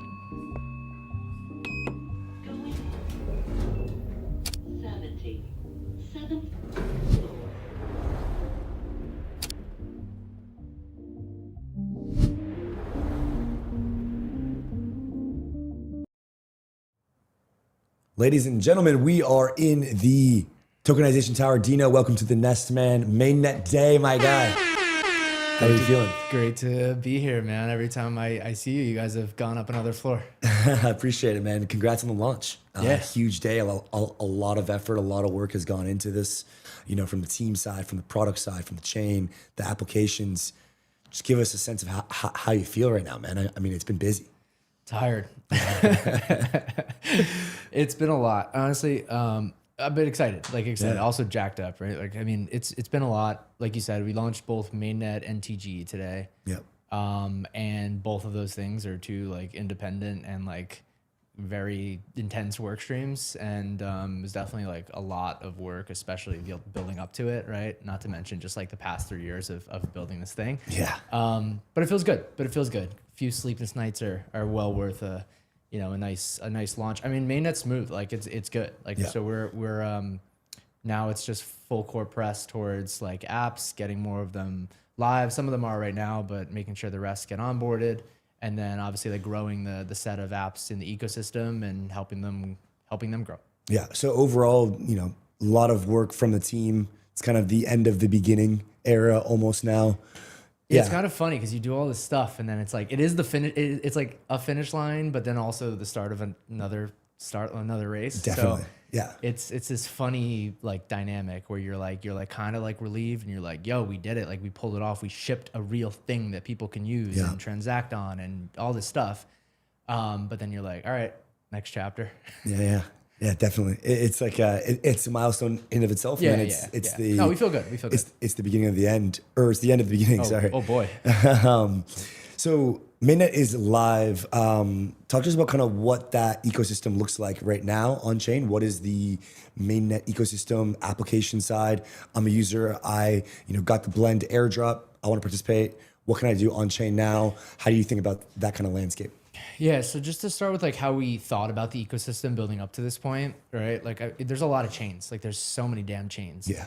Right. And everyone's gotten like fatigued by it. So it's like, even as we were building this thing over the years, like we had it top of mind that you have to just do different things to stand out. Like otherwise you're just going to like fall right into the saturated market and nothing's going to be any different. And so like we, maybe a year and a half ago, we were like, you know what?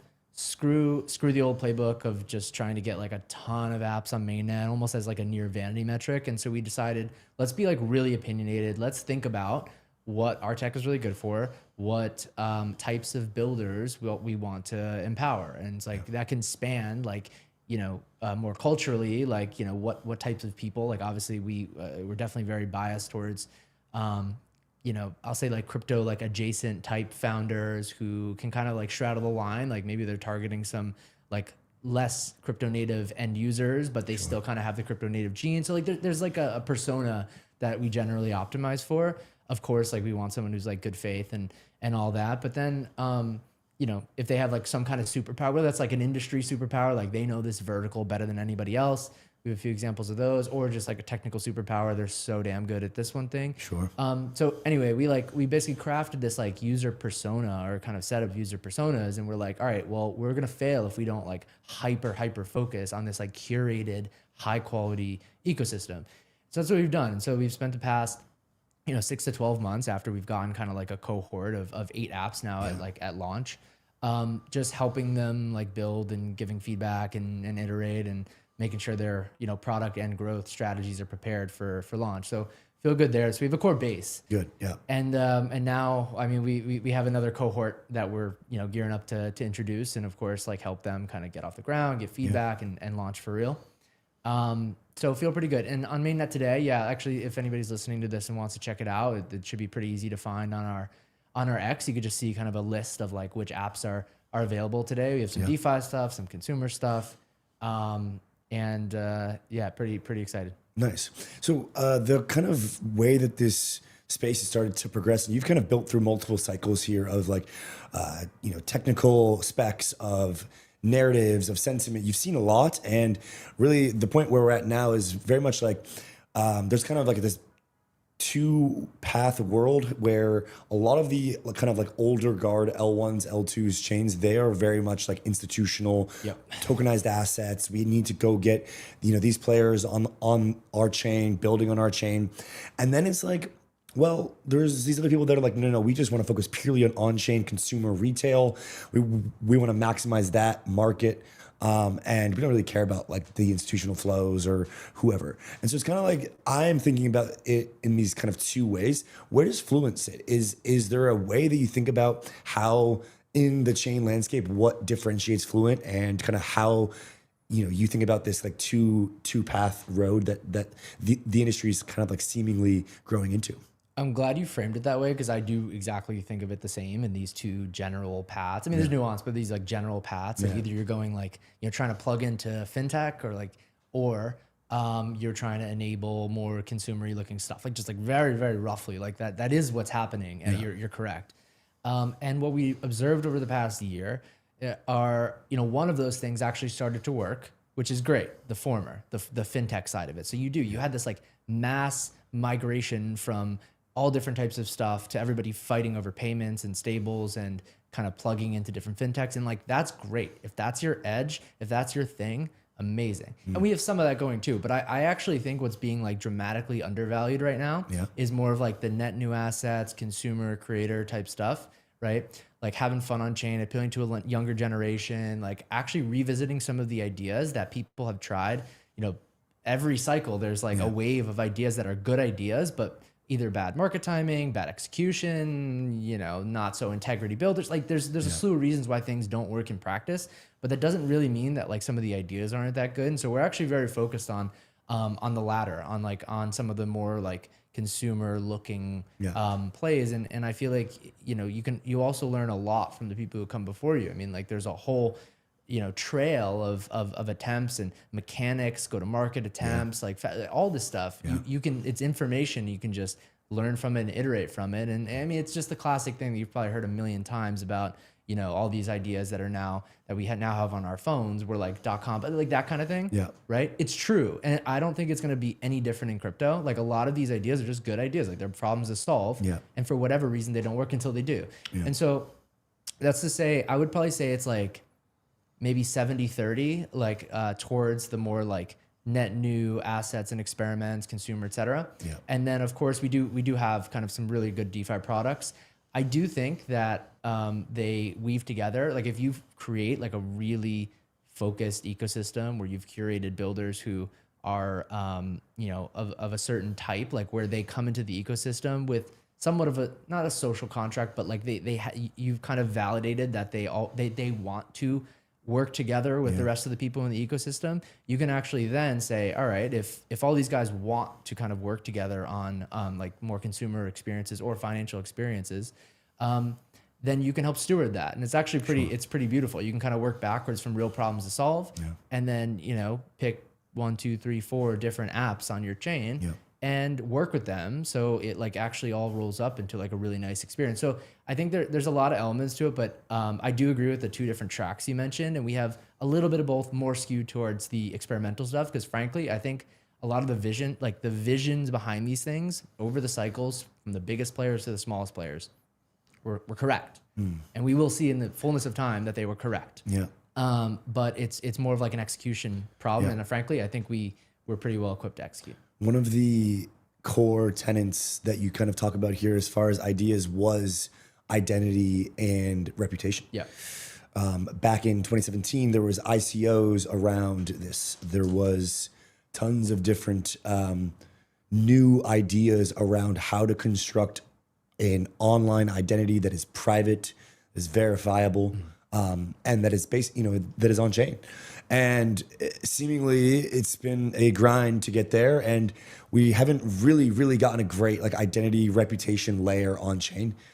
What about Fluent do you think will make it this kind of reputation layer for the on-chain economy, and like why is this so important to you? Yeah, so for anybody just learning about us, right? So there's Fluent Network, like the chain, and then there's Prince, which is like a reputation primitive, like kind of a data layer that we built on top. Like you can roughly think of it as like what Kaido did for attention, Prince is going to do for reputation, and that's what we're building towards.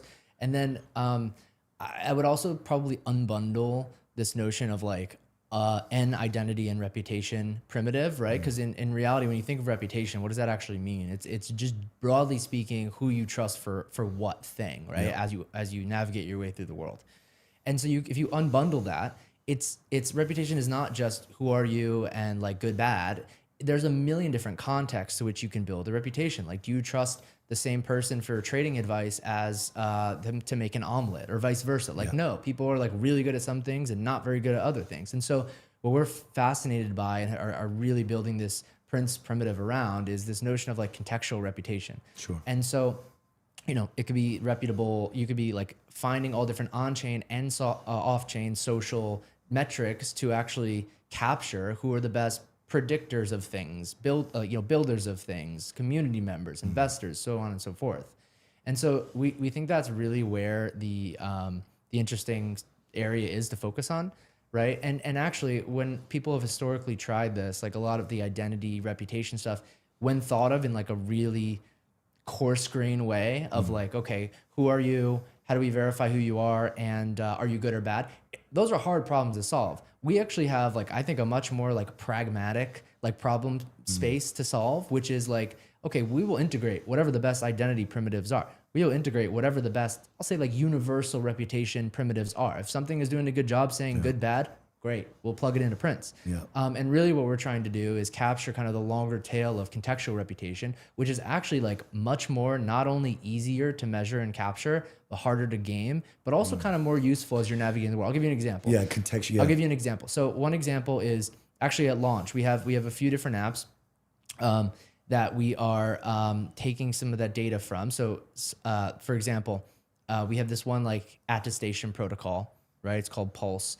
And it's basically like, doing similar, the experience is kind of similar to what you would get in a prediction market, but you're literally just attesting to things. There's no financial capital at work, but there is effectively your social capital at work saying, I'm predicting this.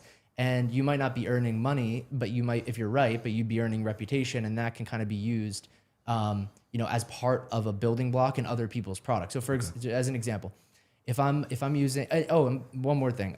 So that was like one app, but like this let's call it predictor reputation can kind of be done across many different types of apps, right? Like maybe, as we go, like we're thinking about looking at different prediction markets plus attestation protocols. You could look at perps protocols. You could basically take like anything that can give like an objective, measure of like, is somebody good at predicting events about the world or not? You can take those things, aggregate them together, kind of create some type of scoring system, And like that's kind of hard to game. That's way harder to game than people like, you know, writing like reviews on each other or like maybe like in the attention metrics setting. Just like, you know, talking about things on Twitter. Like it's way harder to game if you were like write about everything about basketball in the past month on Polymarket. It's way harder to game than anything that I just said.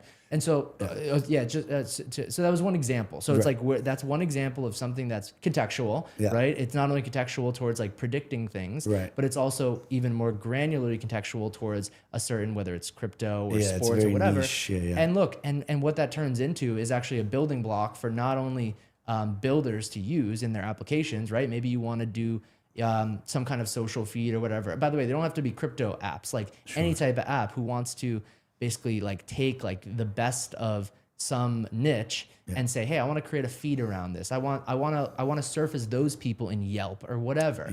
Like that's where you'll look. You'll do that on print. You'll do that with prints. And then of course, as a user, as just like a regular person in the world, you have a mechanism to which you can actually verifiably prove that you're reputable in a certain context. So anyway, that was one example, but we see a lot of different. So you think that enables, right? So there's like this kind of world of unknown that exists on chain, right? And enabling known realities or known strengths, weaknesses, setups, etc. That allows for a much more, I mean, you could say a personalized future for these users, or you know, you could start to think about like loyalty programs, and you start to think about things like under collateralized lending based on these types of things as well. So this black box that we currently have of this like reputation and like, can I trust you, bro? Trust me, bro, on chain, with like a primitive to build on top of a single like wallet or a single account that has this information. It provides a whole different,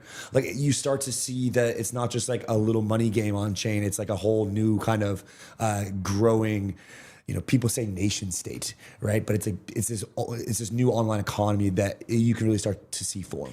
Yeah, and it's just really pragmatic, right? Like, I mean, like people are always, if you're applying for a job, what are people trying to do? They're trying to see like what different things you're good at. If you're any time of the $30-40 billion like brand and influencer marketing industry, like what are some of their biggest problems are like actually cutting through the noise of like who's really good at what, at who's really influential at what, who's really there's a lot of like cruft like in the middle there when like brands are trying to go through agencies to find like who are the most reputable people across these different topics. Like this can help those types of apps and industries as well. So excuse me, I'm glad you mentioned finance as well, because this also applies there. We talked about the two different paths. Like you also mentioned under collateralized lending. I mean, that's something that's being built on Fluent right now. Like if we can really get this right across those financial contexts too, right? You can do some pretty cool things with people who are more reputable, either in just the good bad sense or actually more interestingly at whatever financial context they're in. And we actually have an app that's live today, Vina, that's integrating Prince. We're working closely with them to basically give better rates to people for lending and borrowing who are more reputable. And so we're working closely with them to see like, okay, what are the different things to measure, like what really matters that can indicate to you like what's a most reputable lender or borrower, and then you guys can price based on that. You know, people say that we need like a better UX on chain, which is fair. It's true. I agree. We do need a better like operating UX, but I mean, I think a lot of this will be eventually managed by agents in the future or just agentic something. But like what they really mean by that is like we need the same UX, if you will, that we have in the current world when I go to try to get a lease and I have credit and I have, you know, this statements that are attached to my name. I have this, these tax filings, this information that is connected to my name. That's like the UX that is like partially missing on chain. Yeah, I mean, I do think it also cuts across agents and humans, right? Okay. One thing that nobody's really cracked yet is like a reputation layer that can accommodate both in a really seamless way. And like the way we think about it is even in like the agentic world, there needs to still be some kind of accountability. I mean, there's actually a growing discourse around like what does identity and reputation actually like mean in an agentic world? And like honestly, we're still figuring that out. But the cool thing is like I do think you will need a kind of unified framework to cross across both of those things in like a seamless way. Like we can't just be looking at it as like, oh, we evaluate the humans this way and evaluate the agents this way. Because in a lot of cases, the agents are acting on behalf of the humans. So the lines completely blur. Like if I create an agent that like runs amok, or I create 30 agents that run amok and do something bad to you, what are you going to do there? Is it the agent? That doesn't make sense. Is it the agent's fault? One instance of the agent? No, it doesn't make sense. So we need to like find ways. We haven't cracked it yet. Like this is something we're really actively thinking about, but it's important like to try to figure out how do you actually hold this world of agents and humans accountable. And I do think there's some kind of reputation tether that you need to get right there. Yeah, interesting. What is the evolution of prints? Like, how do we go from idea, initial product to more of a fully fledged like layer for the on-chain kind of reputation world? Like, what is that process going to look like? Yeah, it's getting really narrow with like what we focus on to make sure we get it right, and then you can kind of rinse and repeat across different contexts, right? So I mentioned the prediction one. We're doing that right now. So that's one that Fluent Labs is actually building right now in partnership with like a few different of the apps on Fluent, right? So that's an example. Yep. The under collateralized lending, like that is another example we're actually doing right now. So we're just gonna take some problems to solve that we think are important and like prescient, and just really try to get like the mechanics right.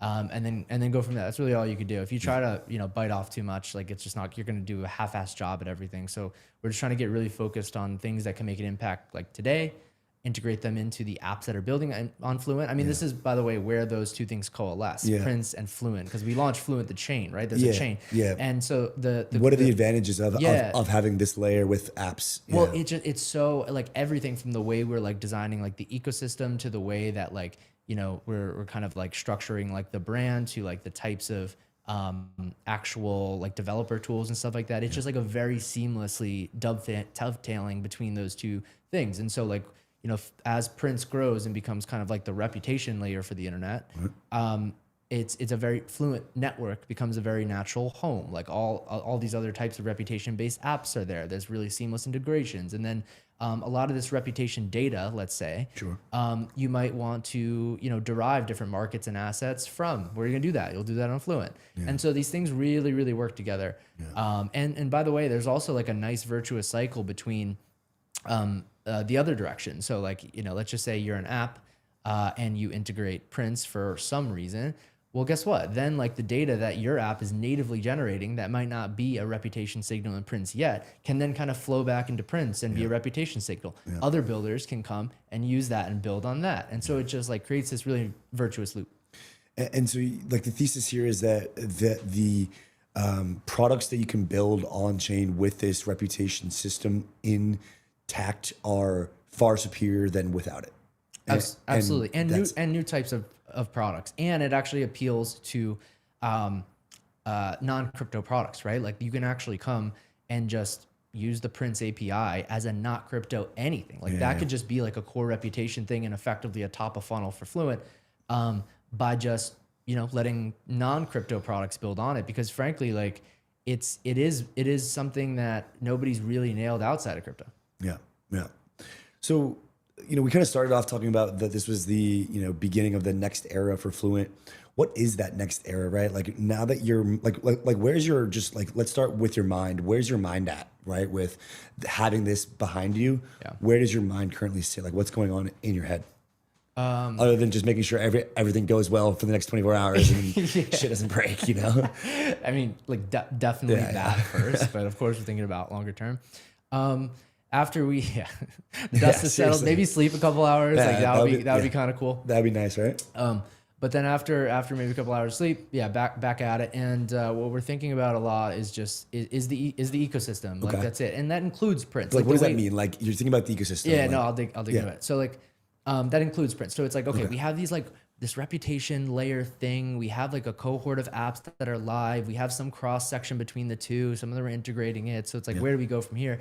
I think what's extremely important is helping those apps be successful. Because frankly, I think the biggest bottleneck to onboarding more users, builders, before the show, we were talking about how like the space hasn't really grown. I know it's a bear market, but that's not the problem. The problem is like there aren't apps that most people give a shit about. And so like if we can work really closely with the Fluent ecosystem, like meaning like this cohort of builders that we've curated, and the next one that we haven't really announced yet, then I think the goal is to just make those really, really great and make them in a way where help them appeal to actual target audiences, which in a lot of the cases for the Fluent ecosystem is outside of crypto Twitter. So like we just take that on ourselves and say like, all right, we now work for you, apps. Like we're extensions of your team. How do we help this fucking grow? Yeah. And yeah, I think that's the main thing. And then if you can actually crack that, frankly, as an ecosystem, not even just Fluent, like build apps that people actually care about, we'll get more builders and we'll get more, like this space will grow. Yes. So that's the next thing. Another thing for like the more sustainability of like the Fluent Foundation and Fluent Network is actually revenue, right? Mm-hmm. Think about that. So one thing I didn't mention is there is a native stablecoin on Fluent Network. Yes. It's called USDNR. Yes. Done in partnership with our friends at Neurona. And that is, that goes to the Fluent Foundation, right? Like what's this Fluent Foundation meant to steward, like just purely the growth and maintenance, decentralization, governance of the Fluent network. Yeah. And so that also creates a nice loop because like as the apps integrate the stablecoin, the yield goes to the Fluent Foundation. Its sole purpose is to channel that back into helping the apps in the ecosystem grow. So that creates another loop as well. And so both those things enable the apps, and that actually kind of pulls revenue along with it. That sustains the network. So interesting example of something that's doing, or a chain that's doing a different route. Rise, this kind of like high throughput gigagas branded blockchain. I think they acquired a perpdex, and then now they're literally just going all in on building one perpdex on the chain. I think it was like starting more like a general purpose kind of chain, and then now it's firmly like we're just literally trying to get this perps thing right. Obviously, going to compete with Hyperliquid there and Lighter and these big names. Like when it comes to building this ecosystem, you talk a lot about building this ecosystem. How do you do it in a way that is not cannibalizing the existing builders? Like say you have a really damn good idea, or you want to fund an application internally from the Fluent Foundation. What could that look like? How do you think about building like a more like mutualistic environment for your founders that are building in your chain and in your ecosystem, in addition to like also thinking about verticalization and being like, hey, like I think this sector is going to do well. I want to be the team that builds it out. This product line is going to make X amount of dollars if we do it right. So we should do it and we should own that. How do you think about that? Yeah, so we've been thinking about that a lot. Yeah, I'm sure. And, for we've years. been thinking about that a ton. And I think there's a few different ways to like skin it, because like at the core, it's like you need products that people care about to generate revenue to like make the thing sustainable. Whether you're building an app or a chain, doesn't really matter. And so yeah, there are different ways to do that. And I think the one that I just mentioned is one of them. Like, okay, can we actually curate really great apps? Can those apps integrate the stablecoin thing? Can that fuel the growth of the Fluent network and sustain it? That's one path, and that's the one that we're doing right now.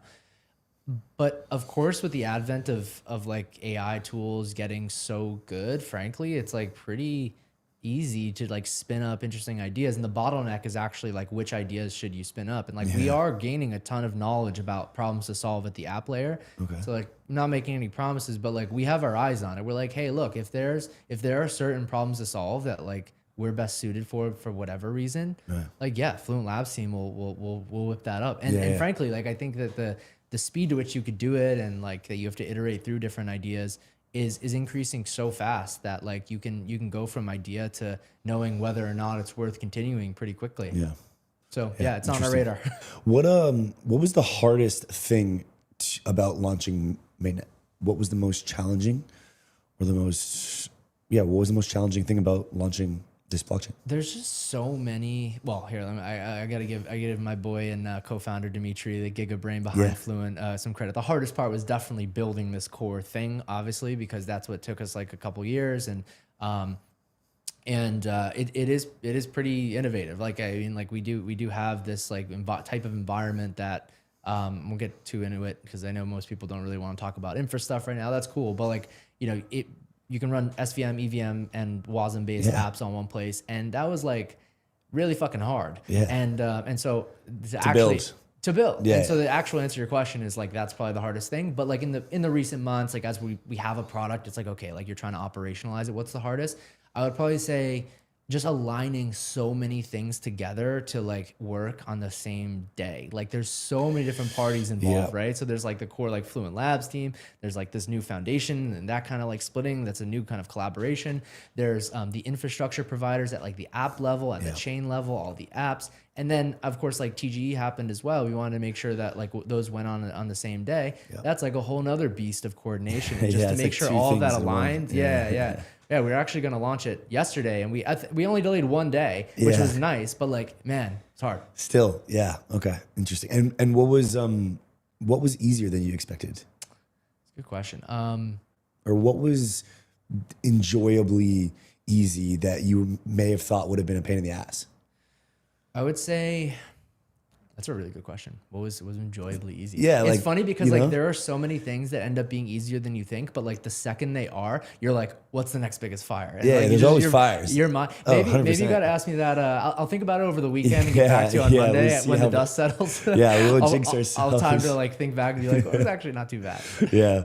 Any advice that you'd give to other teams launching in this market, right? Whether it be working with exchanges, and I know that they can be very aggressive with their terms and listings, or if it's market makers, or if it's vesting schedules, token allocations. Like this market's different, right? It's a different market. Just thoughts on how you guys executed there and what, you know. The simplest way I could put it and the most high impact way is to just say like, whatever you happen to be doing, just be transparent about it. Like I do think the industry is generally shifting towards more transparency. You see a lot of this more like investor relations type vibe. Like, you know, people have like way more sensitivity to any kind of like shady games and stuff because people have been burned so much in the past. Like get like they should be sensitive to it. Good. And the reality is like, you know, all projects are going to be different. Like I can't sit here and be like, oh, you should not raise or like, there's all these discussions on the outside, but at the end of the day, like different strokes for different folks. But what's most important and the highest impact thing is just like, first off, operate in good faith. Maybe that's like, let's take that for granted, but just be transparent about it. Like even with like our ICO that we did. That was learning from something we tried before that didn't work. And like we operate in good faith. Like, I mean, like, you know, but even then you're like, you're getting new people who are like very sensitive to, you know, from their past experiences. And if you're not as like transparent as you like should be with the mechanics of something, whatever, people are going to assume the worst. So like the best thing you could do is just be really clear and be really like simple about it and be transparent. Just like say things that you're gonna do and then just do them. That's it. And I think that like it could take many different configurations. Like frankly, like you know, this amount to like the different like tokenomics, the market makers, this amount at launch. Like none of that stuff really matters as much as like, can people trust you? Yeah, and you guys had this whole like PDF transparency report and, you know, disclosure. Our investors in Fluent here, and you guys had this whole PDF thing that had like all of the tokenomics and all of the, you know, entity details and like your name and all this stuff, right? It was like very out there. And we did that. So we have you can see it online. It's published on the Fluent site. We mentioned it in one of our or a few of our tweets. It's this disclosures doc that like 24 pages, as you said, walks through everything from the product to the project to the even like risk, the tokenomics, the specific market making arrangements. Actually, it's funny. There was somebody did a report, blanking on the name, of 150 plus projects. Fluent was not on it, but if we were, we would have been 1 out of 2 projects that actually disclosed information about like the market makers that they use, and we would have been the only chain. Wow. Which is crazy. And so, and not this isn't pat ourselves on the back. Like I think everyone should just do this. And the amount of like, you know, just show people that you're trustworthy. Like it's like not that hard if you are. You just say things that you're doing and then you do them. And then for what's it called? I was gonna say something about transparency. The launch, transparency, advice. Oh yeah. Sorry. The thing that we learned, we tried something and we tried this like NFT sale thing a while back. And we thought it was great, right? Like it's a classic, like everyone has a plan until it gets punched in the face. Like we thought it was great. We're like, this is so on brand. We love these are really cool mechanics, some nice like art. And then what did the market want? Clarity. And you're like, oh, okay, you know what? And so we iterated on that even for the ICO and said like, you know what, we're going to make like, our feedback was like bullish on Fluent. Need to make it like this is too complicated. Yeah. And so we're like, okay, well, we're gonna do an ICO. We want to get more of like the public involved in this thing before launch.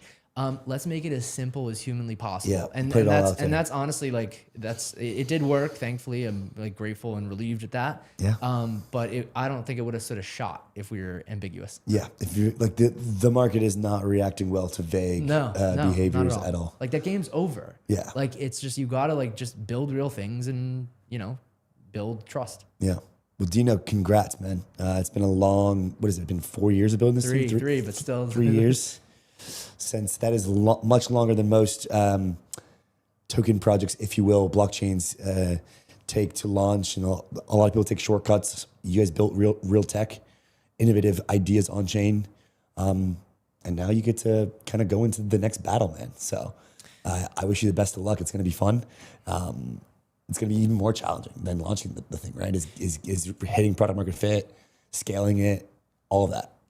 Now the fun begins. Yeah. And next time I come back, you guys will be on the roof. Ladies and gentlemen, that is Dino. Let's give some love to Fluent, man. They just launched their mainnet, guys. We'll be right back with our next guest here in the Tokenization Tower. Happy Friday. Thanks, Dino. Thanks, man. Cheers.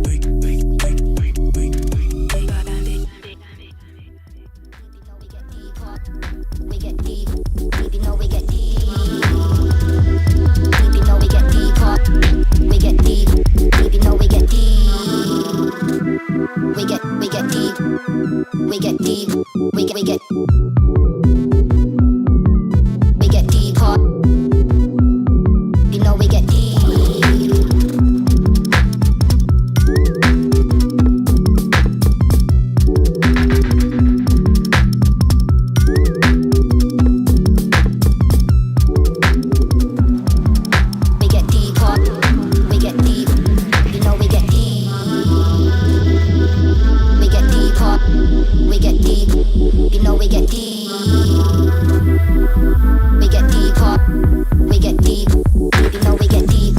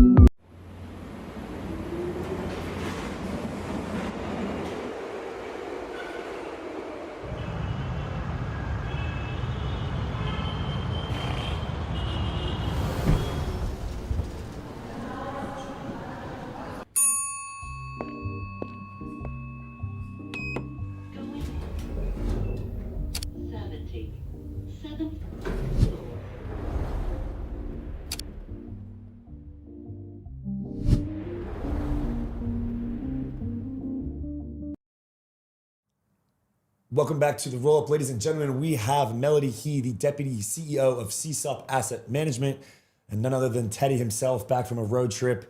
Guys, welcome back to the nest. Well, welcome to the Tokenization Tower for your first time. Thank you for inviting. Thank you for being here. Thanks for having us, man. I'm finally home. Yeah, you're back. Yeah, I'm back. You're so back. Well, great to be here, guys. I know that you guys have been working closely together, ideating, all different types of RWAs on chain, just broad, what we're calling a convergence. It's this convergence between the on-chain asset class and the traditional finance asset class. We'll get into that. I'd love to hear a bit more of your background, kind of how you got into this role, what you do, and kind of how you're thinking about this convergence as well, Melody. Thanks for being here. Yeah, sure.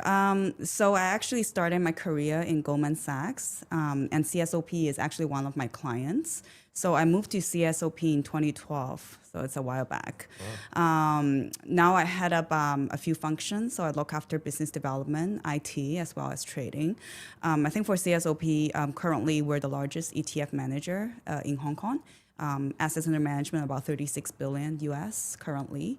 And the product type, I think, spans from like very traditional type of ETF, like broad-based indices, like including like Hong Kong China names, including Asian, including US, to the more I think alternative style. Like we have REITs, we have very interestingly like leverage and inverse products. So that's something that is actually quite popular now in the Hong Kong market. So levered and inverse indices, as well as levered and inverse single stock products. So for example, this year, I think what has been really popular is because of the whole memory super cycle. So we've seen a lot of inflows into some of our like memory related Korean names like SK Hynix, Samsung. Yep. Yeah, so it's, we have, I think more than 60 products out there. Many of it is Asia-centric, though we do have like U.S. underlyings, commodities, and other asset classes as well. Awesome. Yeah, I had a great guest on this week talking about the emerging markets thesis. Generally, how we're doing a lot of this, bringing all different types of U.S. assets on chain specifically, but not thinking so much about trying to bring other types of asset classes globally on chain for U.S. investors or other investors to get access to. And I think this is like a growing trend that we'll see. I'm curious kind of how you're thinking about this Asian emerging market. Just from a pure like stock or ETF perspective, the EEM is pushing through to all-time highs. I think it broke out of a 20-year range. So clearly investors are thinking more about emerging markets. How are you thinking about this in Asia? And then Teddy, on your side, curious how you see this developing from more of the kind of crypto native side. Yeah, so I think the market has been always looking for like US plus one in the past, especially 2 years. Geopolitically side, there has been a push for this, right?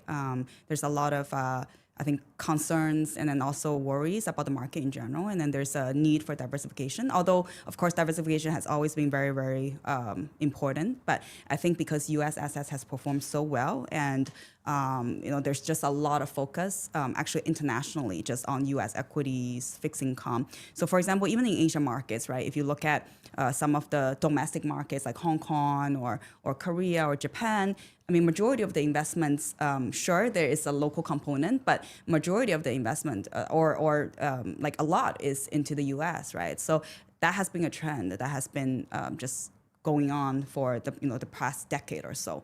But I think, as geopolitical things change, and then also there's just more need for diversification, and obviously performance is very important as well, right? So if you look at last year performance, for example, top performing is China, is Korea, right? This year, Japan's doing well. So, some of these returns beat NASDAQ, right? So people are looking for alternatives as well. So yeah, so I think there is a trend for emerging markets. So in the past, I think when people think about like EM, emerging market, it's more a risk on type of investment. So for example, if everything's going well and there's a very strong need to risk on, then people invest into emerging market. But perhaps right now it's not the case anymore, right? Because maybe we're not risk on at the moment, but still because there is risk, so there are needs for diversification. So I think that mentality and also like the nature of investment has changed. But with that being said, I think there are still a lot of hurdles into investing into these markets because investors are not familiar with the currencies, how to hedge these currencies. A lot of these markets are ID markets, so and there are tax implications. So I think all of these would actually may hinder investments into these markets. Yeah, no, I think Melody brings up pretty good points. At least from what we're seeing from more of the crypto native side, is that a lot of these on-chain allocators right now, whether retail or LPs, they're looking for around the risk-free rate plus like 100 bips or so. But if you look at the opportunities in Asia, like Melody mentioned, like in China and Korea, and in the emerging market sector, I think like institutional grade, bond type products are around like the risk-free rate in the US plus like 200. It's around like 5%, 5% or so or higher. So I think as credit opportunities kind of come to play more so in Asia, and like default rates are lower, and basically the entire landscape shifts more towards these branded types assets, I think players like CSOP really stand out because of their huge presence in the actual TradFi world. A lot of the players we're speaking with now, with everything that's going on in DeFi, there's definitely a flight to safety. Yeah. So what we're seeing is, with a lot of our Asia partners, especially with, CSOP, if they're able to bring on, and they are bringing on like these very institutional grade types of products, whether ETFs, treasuries, equities, whatever it is, there is definitely demand for that on chain now. Yeah. I'm curious on your side, Melody, then kind of on that point, how you are thinking about what the advantages really are to bringing your asset management business on chain, right? Is it simply just more global exposure? Is it a distribution play? Are you guys, looking at more of like an arbitrage opportunity across prices of, gold or oil, et cetera, on chain versus off chain? How are you thinking about like your strategy holistically here as it pertains to kind of what Teddy's saying here now, also with some of the elevated risks that we've seen in DeFi as of late, potentially being an obstacle? Curious how your strategy holistically looks, and then, more specifically, how you're thinking about that problem as well. Sure. So I think the distribution landscape definitely is an important part of it. But I think more so the more important part is actually the ecosystem build up of everything. So, for example, I think in the Hong Kong market, recently it has announced like 2 stablecoin issuers, and in the Hong Kong market, it's a very permission market. So, there are, for example, approved VATPs, right?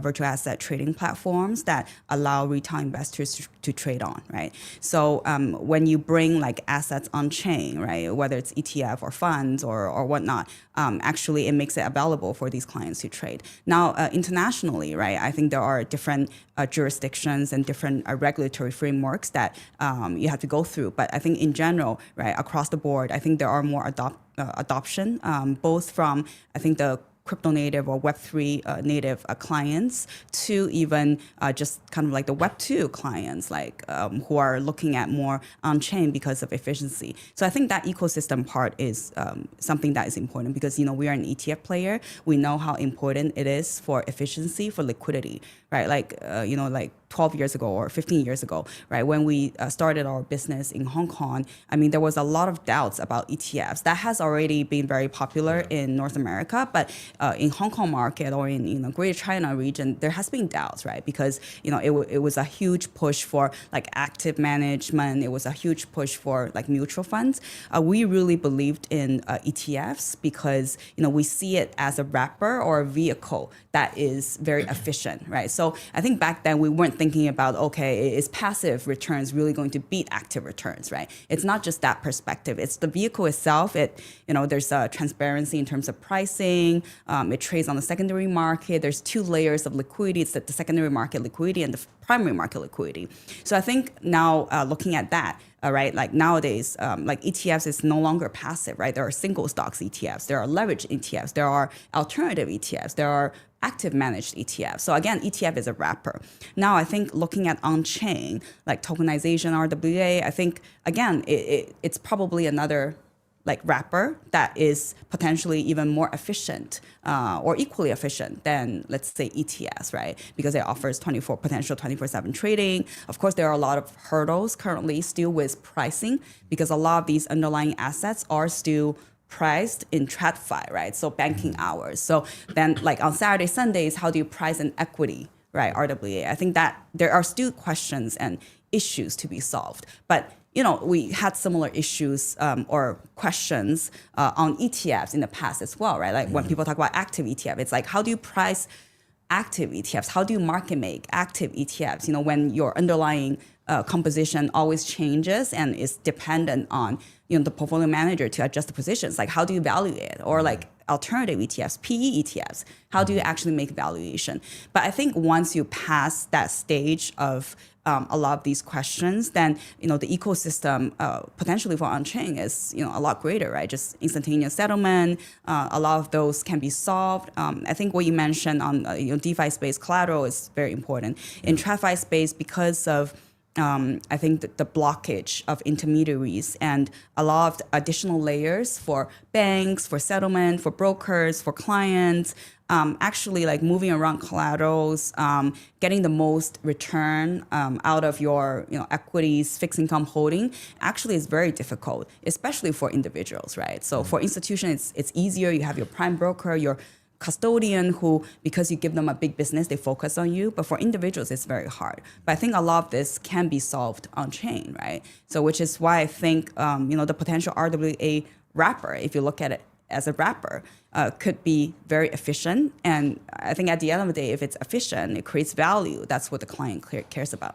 Yeah, honestly, Melly hit a pretty good point there. I think the advantages of bringing these assets on chain, especially like what we're doing in the Plume ecosystem right now, is really going to make the next few months very, very important for on-chain users, especially with the shift to safety that we're seeing. At Plume, our vault and our chain, we run AML at the sequencer level. We have freeze and seize capabilities, whitelisting, blacklisting on our Nest vaults. When you couple that with the different liquidity opportunities you can build on chain, such as like instant redemptions, like Melody mentioned, we're building a few products in-house to allow us to instantly redeem different types of asset classes, using different RWA assets as collateral to borrow against for looping or whatever, use cases folks want to do. These opportunities, in the real world, they are pretty hard to access for, some traditional players. So for them to bring this opportunity on chain actually creates a huge flywheel, especially for the folks that are sitting with a bunch of stable coins at home, whether it's like in Asia or in the US, they actually don't have opportunities like this. Even in the US, like if you're trying to buy like private credit opportunities, for example, you need to be like a high net worth individual, on board with like Morgan Stanley, getting their private wealth arm. But what we want to do with the CSOP team is essentially build like an on-chain private wealth management arm, right? Where we can bring everything on chain. And then once everything's on chain, we have the different opportunities that Melody mentioned on the liquidity side, on the DeFi lending side, that really opens up the world to basically everything that's, TradFi, but replicating that on chain. Yeah. On that point, there's been a couple folks who've came on the show and, expressed that they actually believe that the next iteration of ETFs are what are, currently called vaults in the on-chain landscape, saying that what ETFs kind of did to mutual funds, vaults will likely do to ETFs. And kind of, you've been talking about this wrapper, and Teddy, you're kind of talking about this private wealth management arm all on chain. I'm curious, Melody, how you think about the evolution as a large asset manager into a vault-like product, something like Plume's Nest, other products. How do you think about allocating to these? How do you think about the value proposition of a on-chain asset management vault type product comparatively in the sense of like it being a wrapper as you described? Yeah, sure. So I think the terminology for a wrapper is a generic terms on just kind of a bunch of underlyings, and you wrap it and you put it on chain. But of course, I think currently we're still at like very initial stage. When you think about putting assets on chain, you need to go through like several stages of, for example, you in Hong Kong, we issue something called like a tokenized share class. So you basically for an ETF, you open up another share class unlisted that's specifically for tokenization. From a on-chain, off-chain ledger, it gets matched, right? So I think that's one method. Of course, there are other methods. For example, maybe you use another like fund or a trust vehicle or a brokerage account, right? You buy into the underlying and then you hold it and you tokenize that portion. So of course, there are these different methods of actually bringing assets on chain. And then, in the US, we see that there are a lot of developments and discussions around, for example, on like DTCC, right? Or on the clearing kind of settlement front, you directly take that shared depository and then do tokenization as well. And of course, I think ultimately what would be interesting, right? Like what you could describe on a vault setting or on chain would be then actually, purely issuing it from an on-chain perspective, from a digital native kind of perspective. But I think that also requires like a lot of things to come into play. So for example, okay, if I want to hold a basket of stocks, right, like Korean names, Japan names, and put it together, right? Like, are there actually already tokens of that available as underlying assets on chain? And if so, then I can simply just, put it together in a portfolio for people to trade, right? If not, then maybe you need to go through like other vehicles and ways to manufacture the product to put it on chain, which, you can argue that it may still create additional layers and may not be purely, a digital native, right? Yeah. But I think ultimately, it, like from a client perspective, from a retail or institutional perspective, it's looking at the value that's created and if there are efficiencies. So it actually doesn't matter what the layering is or how you wrap it, but ultimately, is it cheaper? Is it easier to use? Does it make sense, right? And if the answer is yes, then that way will work, right? No matter how complicated the structure is, if it makes sense, then people will use it. So I think in the TradFi world, you see, iterations of this as well, right? So for example, you have like mutual funds, you have like swaps, right? You have notes, you have OTC options, you have listed options, you have all these different kind of ways to get exposure to an underlying asset. But there are, for example, like you talked about private banks, right? So private banks, they like to distribute OTC options, maybe because of incentives or because maybe their clients are more familiar with the structure, or there's more flexibility in different ways of striking the underlying asset, right? Does that mean it's a more efficient structure? No, but maybe it's because it creates value for the client. So that's why it's used like OTC derivatives. But you can say, oh, but OTC is less transparent, right? So why don't these clients trade listed derivatives? Then I think it's about, okay, do they understand how to trade it? Do they have an account to trade it? Can their relationship managers, the sales to help them to trade? Or maybe OTC is easier because you talk to them, they buy it, and that's it. It sits on their account. So sometimes a lot of it has to do with, at the end of the day, what the clients are looking for, what the demand is, and how to actually put that on chain. Yeah. So you would say like you have a pretty open-minded perspective on what ways tokenization can improve your business or this, these general flows. It's definitely not a one size fits all, but where there's direct value improvement to a given product or to a process, that's really where you guys are focused. Because I think there's a pushback, right? It's like, oh, we're going to tokenize these assets, but why and for what? Yeah. What's okay now? Great, they're on a blockchain, awesome, right? So I think that's something that people push back on, and I think it's important to have like a very clear product-driven thesis around why you guys are, going out of your way to embark on this kind of newer digital-first world, right? Yeah, and I think actually the structure is very important. I know for RWA, it's growing. It's still small compared to TradFi assets, obviously. And I think there's a lot of people who have tried different ways. For example, there's a lot of money market funds out there, or tokenized deposits, tokenized money market funds, tokenized treasuries out there. And people have tried to use it in different ways, like collateral, right? People try to use it for example, looping, right? Some found that there are issues with these product natures. Some found that there are advantages of these product natures, right? So, I think that structuring is very, very important, like constant nav, right? Like corporate actions, like things like weekend, like extrapolation of, the net asset value on the weekend, so market makers then can trade, these kind of things. Like, I think it all comes together to like precisely what you said. It's not just about putting something on chain and people will buy it. It's actually, if you put it on chain, does it make sense for people to buy it? Right? I think ultimately that is the question that I think asset managers like ourselves need to answer and think about. Yeah, that's also been our thesis from the start. Like, I think tokenization of like different assets is becoming commoditized. When I was working at Layer 1 before starting Plume, I saw a lot of folks bringing anything on chain. But the question is like, what are they going to do with these assets? Who's actually buying these assets, right? So I think what Melody is saying makes a lot of sense, because when you start from the demand side, really understand the buyer base, whether they're more retail, they're more LP based, and what their risk and reward parameters are, then you can really hone in on like the exact assets to bring on chain, what use cases to provide them, and then actually drive value in that sense. Yeah. Yeah. Kind of coming to a close on this kind of tokenization first front.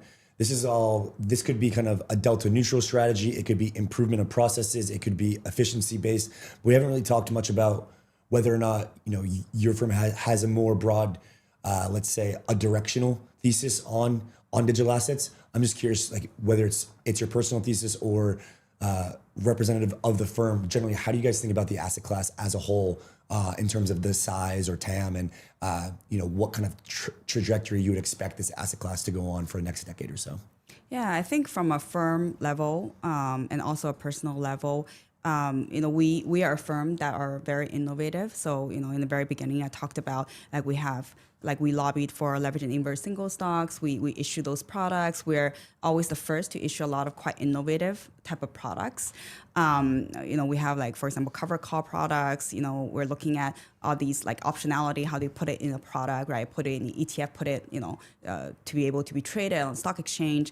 We also cover asset classes that are very hard to trade. So we have Middle East products, Southeast Asia products. So a lot of these markets harder to trade, maybe illiquid sometimes, and currency hard to hedge. Maybe for example, Middle East opens on Sundays, don't open on Fridays, right? So these type of things actually make product design quite difficult. So I think we're a house that are always trying to move ahead and be very innovative. So from our perspective, we see the trend for RWA, we see the trend, right, for the blockchain technology. We see everything that's happening. So it's kind of a push and pull factor. We want to move first. We also want to understand the market and be ready for that, right? Because if the end game or eventually is the ETF may be replaced by something else that is more efficient, then we want to do that. We want to be there. So that is kind of our thesis. Now, I think everything needs to be still from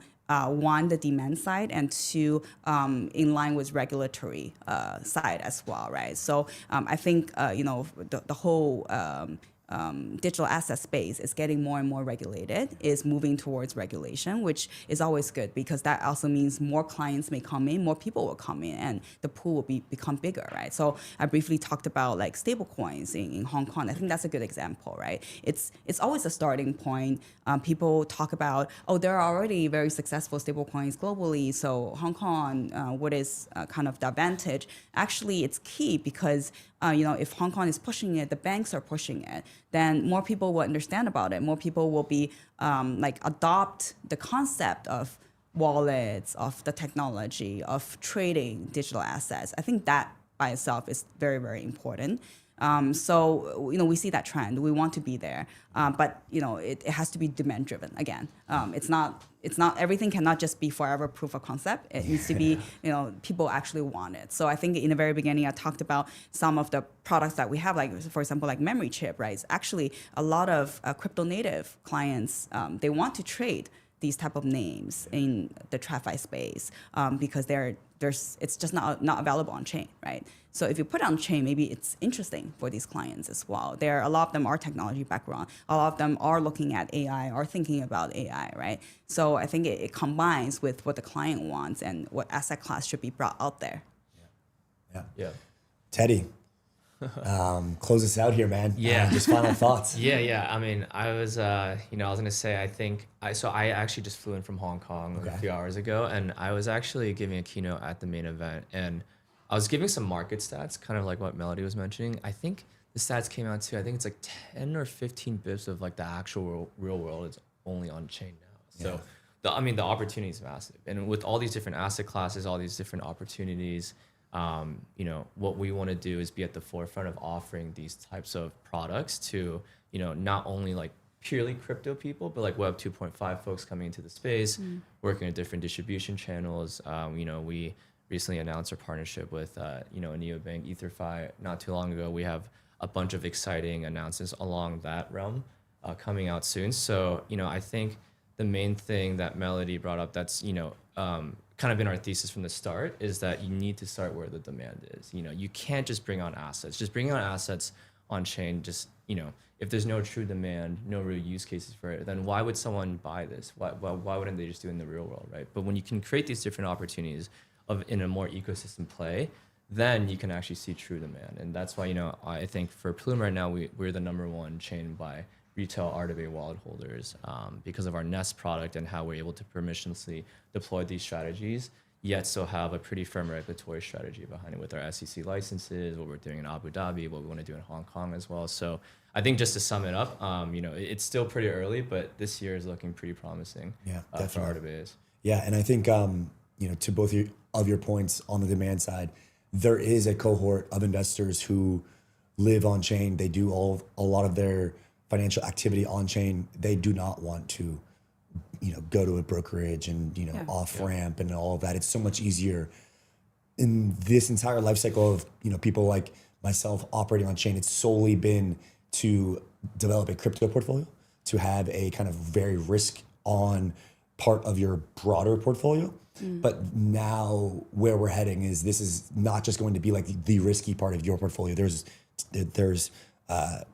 stocks, commodities, T-bills, et cetera. It's actually the home for the portfolio now, rather than just the home for like the risky part of the portfolio. And I think that's the major change that on-chain investors who are native to the technology will really appreciate. So guys, thank you for being here. Awesome end of the show today, Teddy and Melody. Guys, that wraps us up for the week.